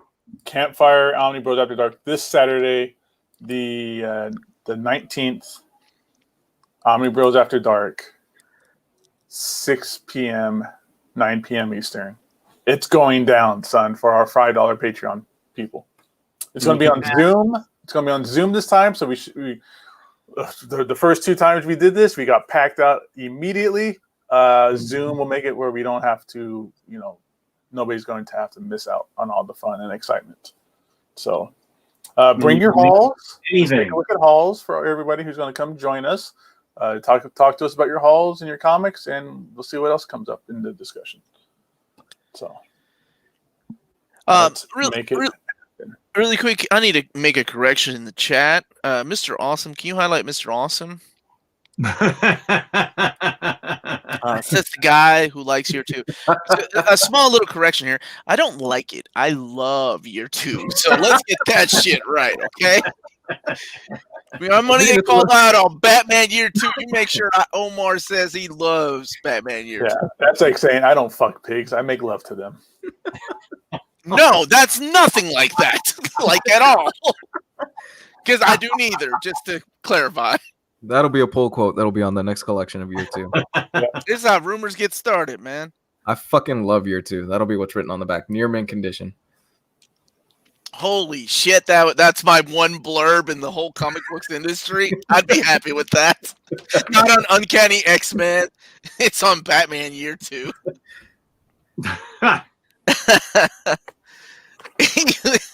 Y'all are silly. Alien 3 greater than Batman Year 2. I'll give you that. I hate everything in that sentence. All of that, just wipe it off the face of the earth. That's ridiculous. What about Alien Resurrection? I never saw it. Also, Joss Whedon wrote that. This is Lou's fault. We still need to watch Fast and the Furious. You still do. That's right. They're going to space now. Furious, but I know you're waiting for Lou to send you the movies. They're going to space now. And your hamburger. Y'all can't say shit about Batman Year 2 with your Fast and the Furious going to space. This is the logical prediction. Dude, all I know, I remember watching Fast and the Furious 1 in theaters with my cousin. I just remember going, man, this is not for me.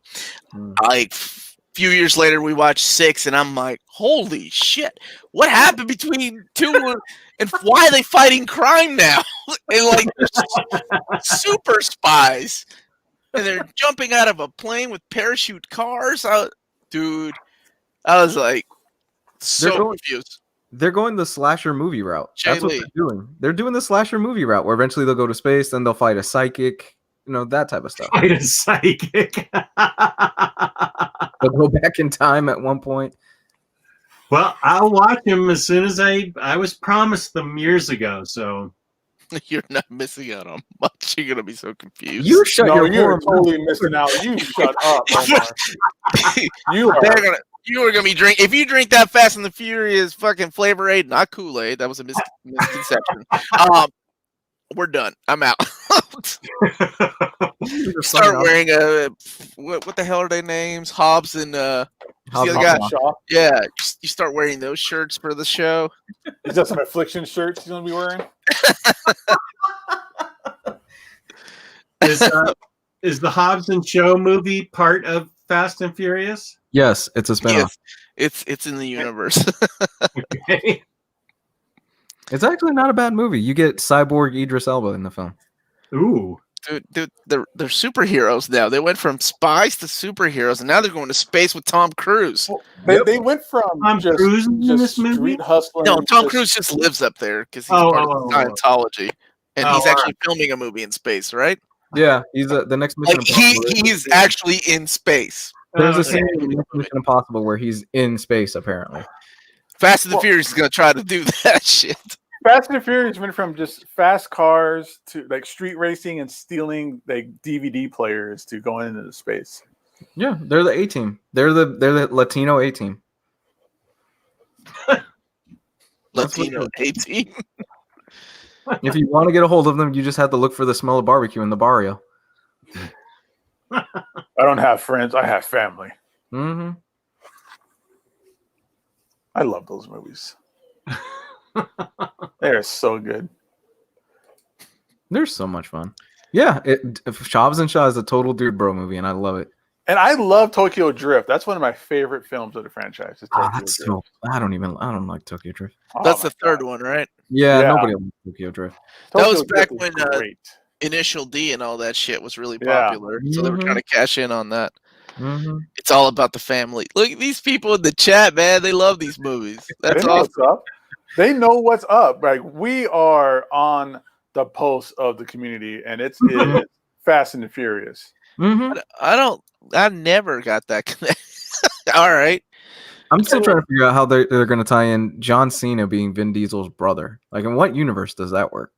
Wait, the Vin Diesel, is he not coming back? Why do I care? Never mind. Don't answer that question. I don't give a shit. I don't care. Never mind. I actually said that with some concern. I'm like, oh, is he not coming back? Like, I care. Wait, so you haven't seen any? You saw 1 and 6, and that's it? 6, and then I saw the with what's her name? Gal. Gal, yeah. Who could not act in those movies, but thank goodness she took some classes before Wonder Woman. Mm-hmm. She wasn't. Come on, let's face it. She wasn't in those movies because of her acting ability. No. What? No. You guys, you're blowing my mind. You have to get to the cars. I'm like, wow. Okay. Whatever you say, lady. She fell off the plane wing. Yeah, and she died. Yeah. Han was holding her and she fell. Oh, you ruined it for me.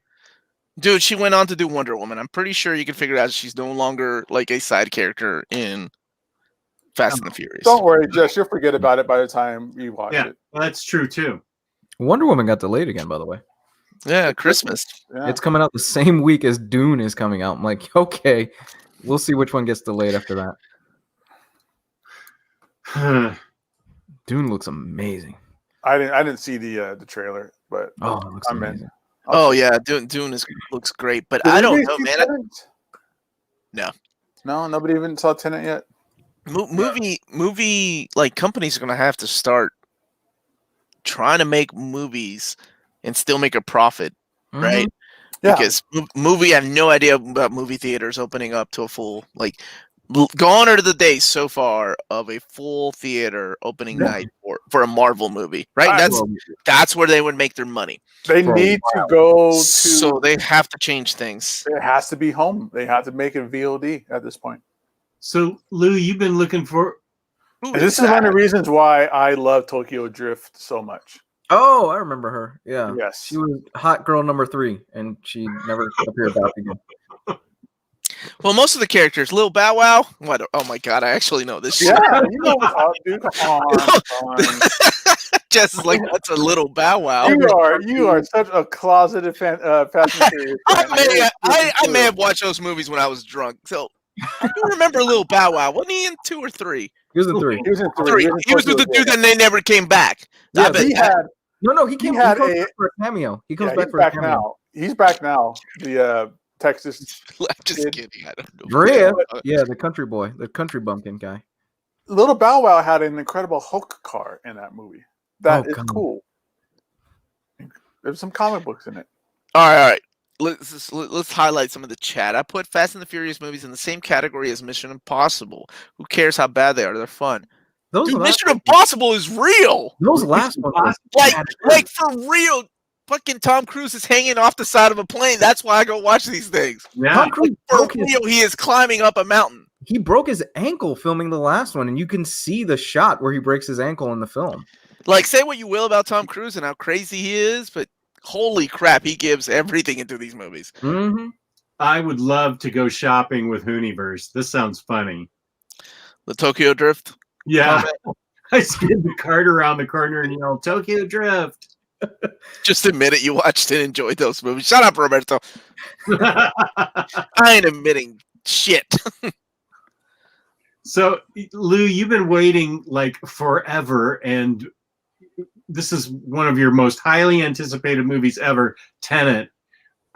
Even if there's only one person in the movie theater, you're just not going? Well, the movie, it's here. I could go. Out. Right now. Yeah, it's out. It's gone. You're just not going. No, I bought the ticket, and then COVID cases started spiking in my area, and I was like, "Fuck that!" Oh, so I just you don't trust the 16-year-old kids to wipe down the theater well enough for you. No. In between making out, right? Because I mean, that's what we used to do when I was in the movie theaters. Like, no, I'm just gonna wait for it to come out. I'll wait for it to come out, and I'll watch it at home. Okay, that makes sense. They don't have any drive-ins. I'd have to go to Lakeland, which is about an hour away from me, to go to the closest drive-in. Worth it, man. Yeah. It's gonna be. They're gonna put that on VOD so fast. I predict these movies are gonna hit VOD within less than a month. And that's what I was talking about. I mean, they're gonna have to change the way they how much these people make for movies. They're gonna have to change the production value of all of these movies, because if you're not seeing it in the theater and it's going straight to video on demand, these movies are not gonna look as good as they used to.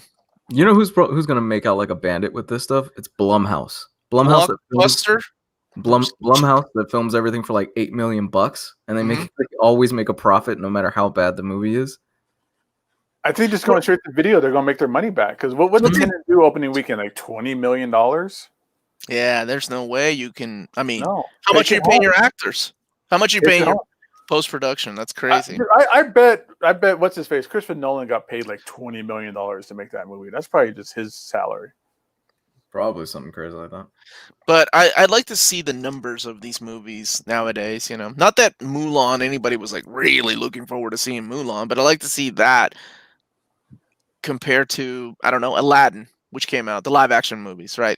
Yeah. To see how much of an impact, video on demand is. And they're charging $30. They also made the mistake saying that it's going to be free for everybody in December.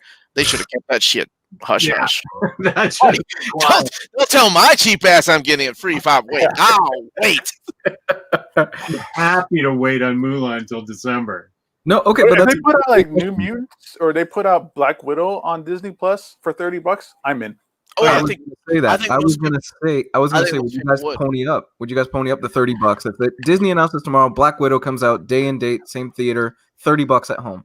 I'd pony up. Absolutely. Yeah, but they're still going to lose money. They're still going to lose a lot of money, because I think how many families are going to get together, how many friends are going to get together, except for Lou. I think they're going to lose money. And on top of that, the concession stand, the theaters, I have no idea how in the hell they're going to stay. Theaters are going to go the way of the Blockbuster and the way that the comic book stores are going to go. They're going to disappear pretty soon. I don't think that's a real thing anymore. I don't think our grandkids are going to be taking dates to the movie theaters. Like that's gone. That's going to go away. And this is the first glimpse and step towards that. They've always been. I think with COVID, we figured out that if you're a middleman type job, if your business plan is being that of a middleman, you're gone. You can't sustain anymore. Comic book stores, movie theaters, comedy stores, stuff like that. Things that are where you're kind of just a middleman of things. You don't need to be there anymore. Like that's not going to be a viable business anymore. Don't say Baskin Robbins. Baskin Robbins is fine. You can go get your Baskin Robbins. You can go get your food, but you can't be that that middleman part where me as a publisher has to give a comic book store the comics to sell it to the end user. Like there's none of that. It's all direct these days, and it's going to go that way. It's direct. It's going to be just video on demand. It's all there. A lot of stores, casinos, those stores are closing down. Everybody just money's going away. Real tangible money seems to be going away. Everything's digital money. Everybody's just buying stuff off of websites. That's the way. That's the way of the future. That's at least the new normal, if not the wave of the future. Joshua. Well, my purpose is fine since I never want to leave the house. And that's why I think movies are going to work. I think the video on demand stuff is going to work because you're going to get people who don't normally go to the movies are going to go to the movies now. I think it's going to be the best way to get their money back. Joshua, I'm happy you enjoyed the book, man. You should check out the sequel, Queen of the Dark Things. It's just as good. Video on demand is going to happen sooner, and I bet you Blu-ray and physical media is going to start coming out faster. Like, I will say this. I miss going to the theaters. Yeah, me too. But it is the one place in this world where I can lose myself and, I put my phone away. Because if I watch movies here at home, video on demand or whatever, it's constantly like, well, let me IMDb this shit or whatever. Whatever excuse I have to be on my phone. When I'm in the movie theater, it's me and the screen. That's it. So I miss them. And, Yoiki, Yueki, how do you pronounce his name? I never know. Aiku? One more time, Jess. How'd you just say it? I think it's Aiku. So he's saying, video on demand is shitty. Your movie theaters are doing fine here, though. I don't know where you are, but I was thinking, think of Black Widow, right? Opening night, that first weekend, like it would have sold out. It would have been a full house. There's been $150 million weekend at least. There's no way they're gonna. If they said video on demand December 25th, there's no way they would come close to that. That's the kind of stuff that the studios are going to have to look at. They're going to have to look at the numbers on how much they're going to spend. Well, the thing is that you're in the Netherlands. God bless you, man. Yeah, the thing is, awesome. Overseas, they actually took the damn thing seriously. Unlike here, where wearing a mask is a public right. I have rights, and you've got those guys here, and that's why we still have the huge numbers that we do. And overseas, they're starting to come back to normal. Yeah. It's crazy. I miss going to the theaters, but again, I'm like, ooh, man, I don't know if I could, even if I'm sitting 6 feet away from people. And am I really trusting somebody? I worked in the theater, and I know I took responsibilities as a kid. I'd have been mopping that floor. Man, fuck these old people. Yeah. Get out of here, man. I'm trying to make out with my girlfriend, and all these people filling up these seats. I am perfectly happy to let everything come to me. I just want to not leave my house and have it all come to me. That's fine. Video on demand, right up my alley. It's like Jess destroyed the world and rebuilt it in his image. Everybody else is miserable except him. He opens his curtains. What a wonderful day today. Closes the curtains back. I know he hates people, so he loves this. Oh, God. There's going to be a vaccine. Everybody's going to be back to work, and I'm going to be like, no quarantine. I'm quarantined still. Well, don't worry, Jess. I'm sure the world's going to destroy itself come November. So, yeah. And I don't know about that vaccine. We'll see what happens. I'm going to treat it like an iPhone, where I'm not going to be an early adapter. I don't know. We'll see what happens. Well, I think they're going to start with older people and people with compromised immune systems first. So you're young and healthy, so you'll be down the line. I'm fine with that. I'm good with that.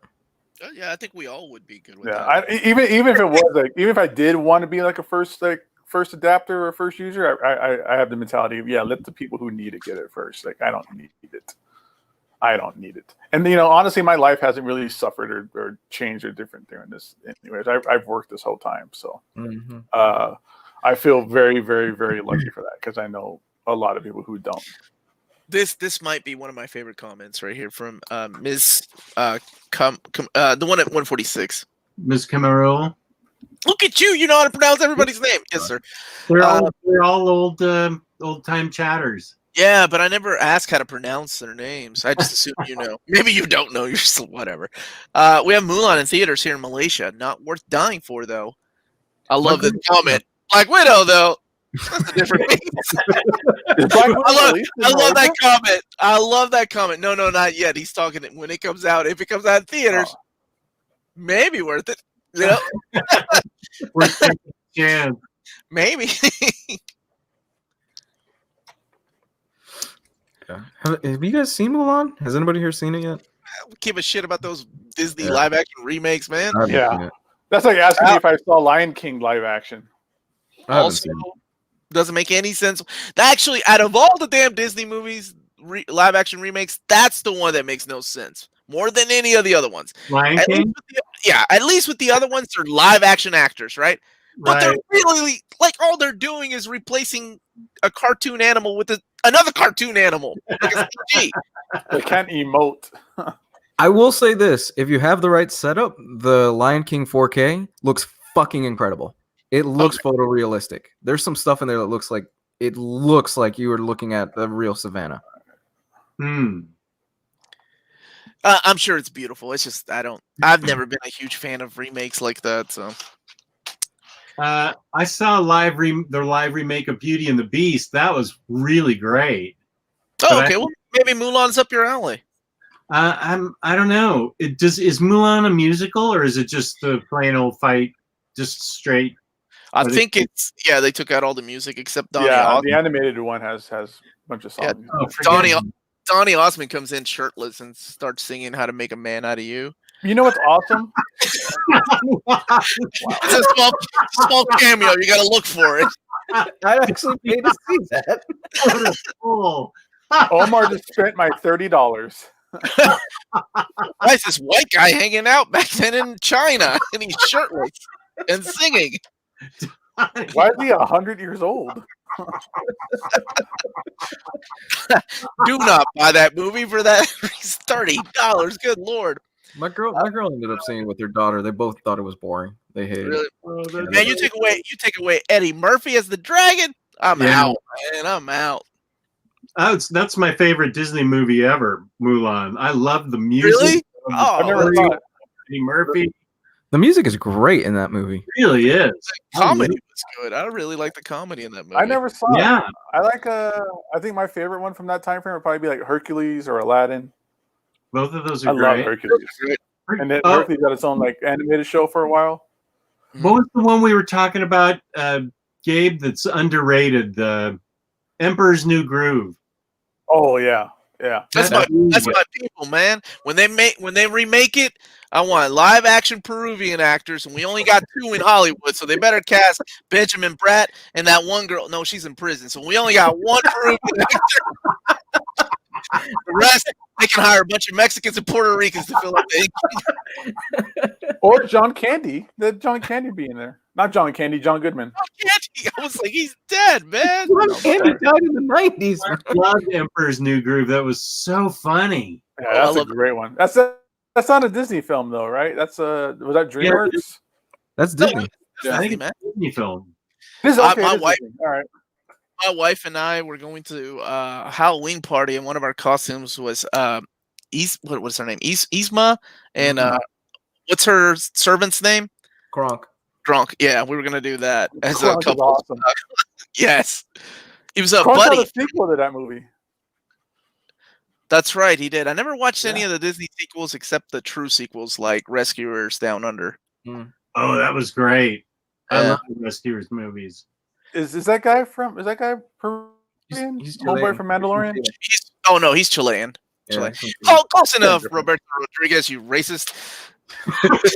Chile, Peru, it's all down south anyway. He's probably Belizean. Reminds me, I'm finally gonna renew my Disney. Hey, we'll claim him though. He's a good actor. Peruvians will claim him. I'm finally gonna renew my Disney Plus subscription in a few months because we're finally getting season 2 of Mandalorian. Yeah, finally. I still got that 3-year subscription I paid for, son. Yeah, I got that too. When is the big one everybody was waiting for? WandaVision. It's still any of that?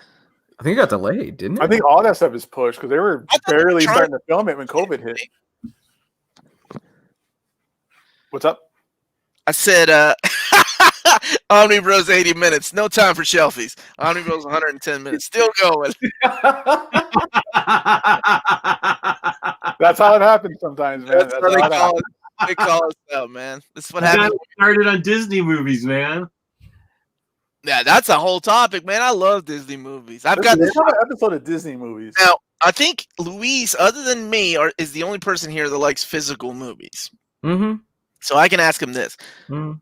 You're animated. Like, do you like the Disney animated movies enough to Yeah. own them physically? All right. How do you Yeah. have how do you have them on your shelf? Pixar has its own section. Okay. So I've got the Pixar shelf. I have the Disney animated stuff, like Zootopia. That's on its own shelf as well. So that's kind of how I split it up. Okay, I like that. That's the way I did it too. Pixar has its own little thing, and then the Disney CG has its own thing. Yeah. But the 2D animation, I'm a fucking dork, man. I do that in chronological order. That's what I would Oh, do. That's what I wow. do it. Yeah. way By that the release movie date. was released, right? So the Yeah, first release one, of course, being Snow White, taking us all the way to what's the last one? Home on the Range. Oh Homeward God, no, Bound. no. Princess and the Frog. Princess and the Frog was the last traditional animated film. That's a good way to do it. So Yeah. like, I've been doing that since I remember having girls over to like when I used to have ladies over, they'd be like, that would be some of the things that they would notice. I'm like, oh my God, is your shelf, is that in chronological order? And I'm like, damn right it is. was that a selling point, or would you never come back again? That was a selling point. That was the icing on the cake, baby. There's nothing like popping on good old DuckTales to get the juices flowing. And the candles and the Boyz II Men playing in the background. What? You got some Barry White, and you got I don't know. I always Beauty and pictured the you. Beast going. You're getting it, son. I would have pictured you more to be a Prince guy, like when doves cry, have that playing in the background. No, I not much of that, but I did like Prince though. No, it'd be some Boyz II Men or some Mariah Carey. I need to try to come on more Sunday shows. This is more laid back than let's look at previews. Yeah, no, this works. Dude. Sunday's the best, dude. This is where we all kind of get to hang out and we kind of, come up with ideas that we never follow through on. I didn't know that about the Disney movies in UK. So Hayden's saying the Disney movies have a number on the spine to organize them in chronological order. Is that I guess that's just in the UK, man. Not here in America. That's cool. Wow. No, you got to look that shit up. Joe, my man Joe knows what's up. He's got it. Nothing drops panties more than something that is in chronological order. Boy, wait till them ladies check out my X-Men reading order. We have a P.O. box now near mint condition. I'm gonna get so many panties in that P.O. box. I need to stop. The collector's asking Omar, Song of the South. I actually own a bootleg copy to keep in there. Wow. Of Song of the South. Yeah. It's not Blu-ray because it's never been remastered, right? No, they've kept that shit in the vault locked up tight for a long time. I actually own a bootleg copy too of the Fantasia with with some of the original animation that's in black and white that they the racist stuff, right? Like it's the same deal with Dumbo. They edited out the crows. I can't. That's crazy that they did that. See, that's the guy. I get it, but don't try to. I hate when they try to do that in comics or in animation. It's it was a product of its time. So yeah, and the part in Lady and the Tramp with the Siamese cats. That's super racist. But it's okay because I hate Siamese cats. So I'm giving it all. How does it go? We are Siamese or something like that. Yeah. Yeah. I hate you couldn't do movies like that these days. Oh no. We had an awesome childhood.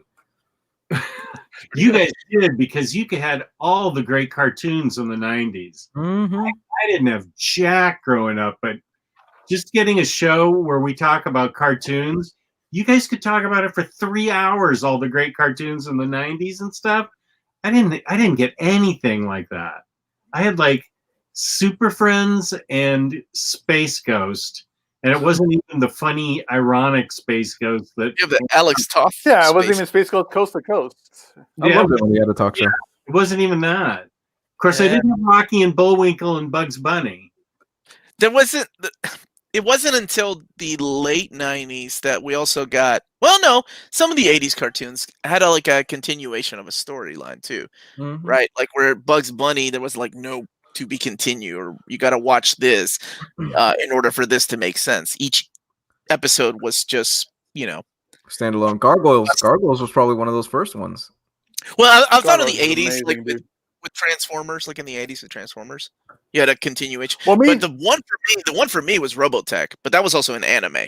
That was a story that I had to follow every episode because if I didn't, there were characters that died and were not in later episodes, and I was like, what's happening?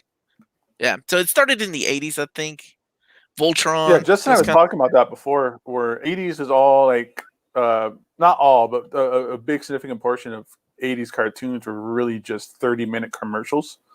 And then when you step into like the late 80s, early 90s, that's when it became story-driven and character development and legitimate became like, where people can't make fun of me for watching cartoons. Of course they did because it was cartoons, but it's like, no, this is like real stuff. Same with video games, where it started getting later on and it became, no, these video games are legitimate stories and character development and great stuff like that. That's how 80s cartoons were into the 90s cartoons. I kind of have to wonder if the inclusion of anime kind of jumping over here into the US had a big part in that, where anime kind of has always had a continuous storyline. You had shows like Dragon Ball. Dragon Ball's from the 80s. Most people probably don't realize that today, but that show started in the 80s, and there was a continual storyline of Dragon Ball. I think it probably had something to do with that, and the people that grew up watching that stuff were now animators or lead writers. Jeff, did you ever watch the Flintstones or the Jetsons? Yeah, I that's a good point. That I did have the Hanna-Barbera stuff growing up, but it just felt like it was few and far between. Where it seems like you guys got dozens and dozens of great cartoon shows. Where I had Bugs Bunny reruns and, of course, Scooby-Doo in 1969, but it was pretty sparse. I mean, you'd throw in the Hanna-Barbera stuff, which was good, and you'd get the Bugs Bunny and Johnny Quest. So those were okay, but I mean, compared to the 90s, it sounds like if you guys could just talk all day about how many awesome cartoons there were. I mean, you've done it before where you've gone off on a tangent and just said, this was great, and this was great, and this was great. And they weren't, and it's not like they were dumb cartoons, but they were cartoons that spoke to you on enough of an adult level that you understood them as a kid, even appreciated them more as an adult. Yeah. I mean, it was stuff like Recess. You guys remember Recess, where you learned adults, like, you learned how to kind of be an adult through shows like Recess, where there was that hierarchy of people with Recess, or even like the Weekenders had. Weekenders was like a single mom who was taking care of her son, and it was kind of in the background. It wasn't in your face. It wasn't, the main idea of the show, but you realize like this kid's being raised by a single mom. And it was stuff like that really just touched with what was going on at that time. Well, we had Hey Arnold. If you guys remember, there was an episode of Hey Arnold with there's two episodes that stick out to my mind. The episode with Mr. Wynn, where his daughter, where he came from Vietnam, I think it was, like it was implied he came from Vietnam during the war, and he lost touch with his daughter. And that whole Christmas episode was him kind of reconnecting with his daughter, and it was a beautifully done episode. There was another one involving Pigeon Man, which is iconic. Where at the end, the assumption is there are fan theories out there where he jumps off the building, and that was it. And it's stuff like that really sticks out, and it was really kind of important. I wanted to highlight actually IQ. He said something, and now it's almost all computer graphics stuff. Shitty computer. That's not necessarily the case, man. There's still a lot of good stuff out there. You can get Primal was cool. Primal's badass. Yeah. You can get stuff all like the anime. Everything is computer graphics these days, and it's still, the story is still resonant and beautiful these days too. But there's also stuff like The Last Airbender, stuff like that, which The Last Airbender is fucking great. If you haven't seen that yet, Legend of Korra, it's okay. It's not as good, but it's still great.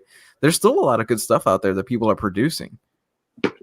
I think you both of you hit it on the head, and I think Lou probably more so than Gabe, because I know Gabe and Gabe said he never stopped watching. I'm kind of jealous of both of you that you kept watching cartoons or grew up with those cartoons, because in the 80s when I grew up, they were literally toy commercials. Yeah. I mean, there was no deep story until maybe Transformers, the movie, right, Beast where Wars. characters were being killed off. But in Beast Wars in the 90s, I mean, 80s was nothing but, I would say it might have been, while it's wonderful to me with nostalgia and everything, it might have been one of the lowest points for cartoons here in America, because if the toy wasn't selling, then they would cancel the cartoon. So there were so many cartoons. You know what? I take it back. There was a cartoon called The Mysterious Cities of Gold, and I always talk about that one. And that was in the 80s, but it was drawn by a Japanese studio. And that had a continuing story. But there were a lot of shows like Tiger Sharks or something like that were Silver Hawks that just kind of got canceled because the toys weren't selling. So on to the next thing. And then by the time Ninja Turtles came on, everything was canceled. Transformers was gone. All the other cartoons you grew up with were gone. He-Man was gone. Yeah. Ninja Turtles just took over everything. So, What's that And that's show? because those toys just kept selling. Damn. Well, I mean, kind of to just, I wanted to also point out that there's still some great stuff. Adventure Time is fantastic. Steven Universe, a fantastic cartoon with a lot of adult themes to it, involving growing up and getting older and dealing with yourself and insecurities. Like, there's still a lot of stuff out there. If you haven't checked out Steven Universe, it's actually pretty good. They touch on And there's some really great, like, adult, not adult like porn cartoons, but like Bob's Burgers or Rick and Morty. Yeah. Things like that, where it's animation, it's cartoons, but it's some of the better network TV you're ever going to see right now. Yeah, I like Rick and Morty. I don't like the fan base. That's my stance on it. I like that's like sports. You don't like what? I'm sorry. I love Rick and Morty. I don't like the fan base. I haven't seen Rick and Morty since season 2, I think. I would never go to like a Rick and Morty like convention or gathering or anything. There's like a convention. I'm just saying if there was one. Twitter? Are they like jerks on Twitter?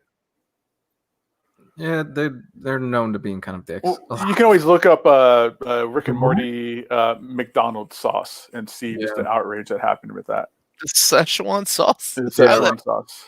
People are so silly, man. I found out what Omar was talking about when you put your stuff in chronological order. Oh, yeah, baby. Yeah. God, I love that video. Whoa. Keep the... Okay. What are we looking at here? Some WAP. Some WAP. I know, but what in real life? What was that? It's a music video called WAP. No, it is seriously called that? Yeah. Mm-hmm. It's an acronym. We'll talk about it later, Jess. It's white Anglo-Saxon. Protestant? Were you gonna go with Protestant on that? I'm gonna go with Protestant. That's the name of our chat. Is 4 mangoes and a wasp. Just to confuse Jess. I know it's WAP. It's wings and pizza.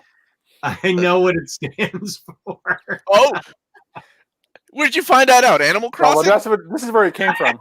That's the name of my island, WAP Island. Oh, now all of a sudden you're gonna see Bill Clinton flying through your island. Oh man.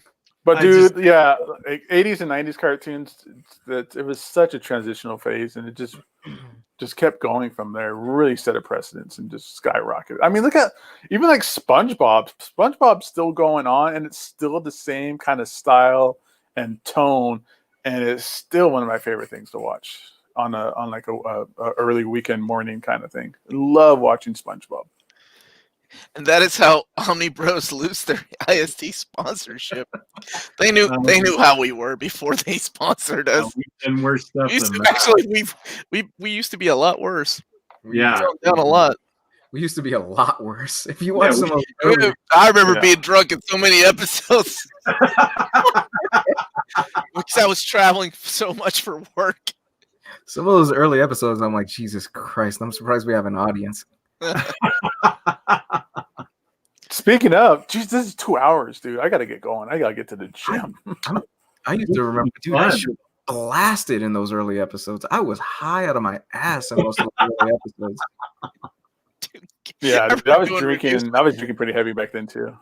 I remember doing reviews with Gabe, and Gabe was high so much. I'm like, nothing you said makes any sense. Oh, Mac Haven checking in with a super chat. Thank you, Mac Haven. Thank you. Thank you. I haven't heard from Mac Haven in a while. All right. You guys can keep going if you want, but I think I'm gonna respectfully bow out at this point. I gotta bounce too. I gotta go. Keep going too. We'll do shelfies next week. After we talk about Disney cartoons for 2 hours. And we can continue this conversation. Yeah, we can continue this conversation on this Saturday's campfire. Ooh. We can just keep going. There we Somebody go. requested this. That's what I'm talking about. Summer. I love that gif. I love Summer Hayek. Mm-hmm. Mm-hmm. She's such a good actress. She still's got it. Mm-hmm. And Leah Williams is such a great writer. All right.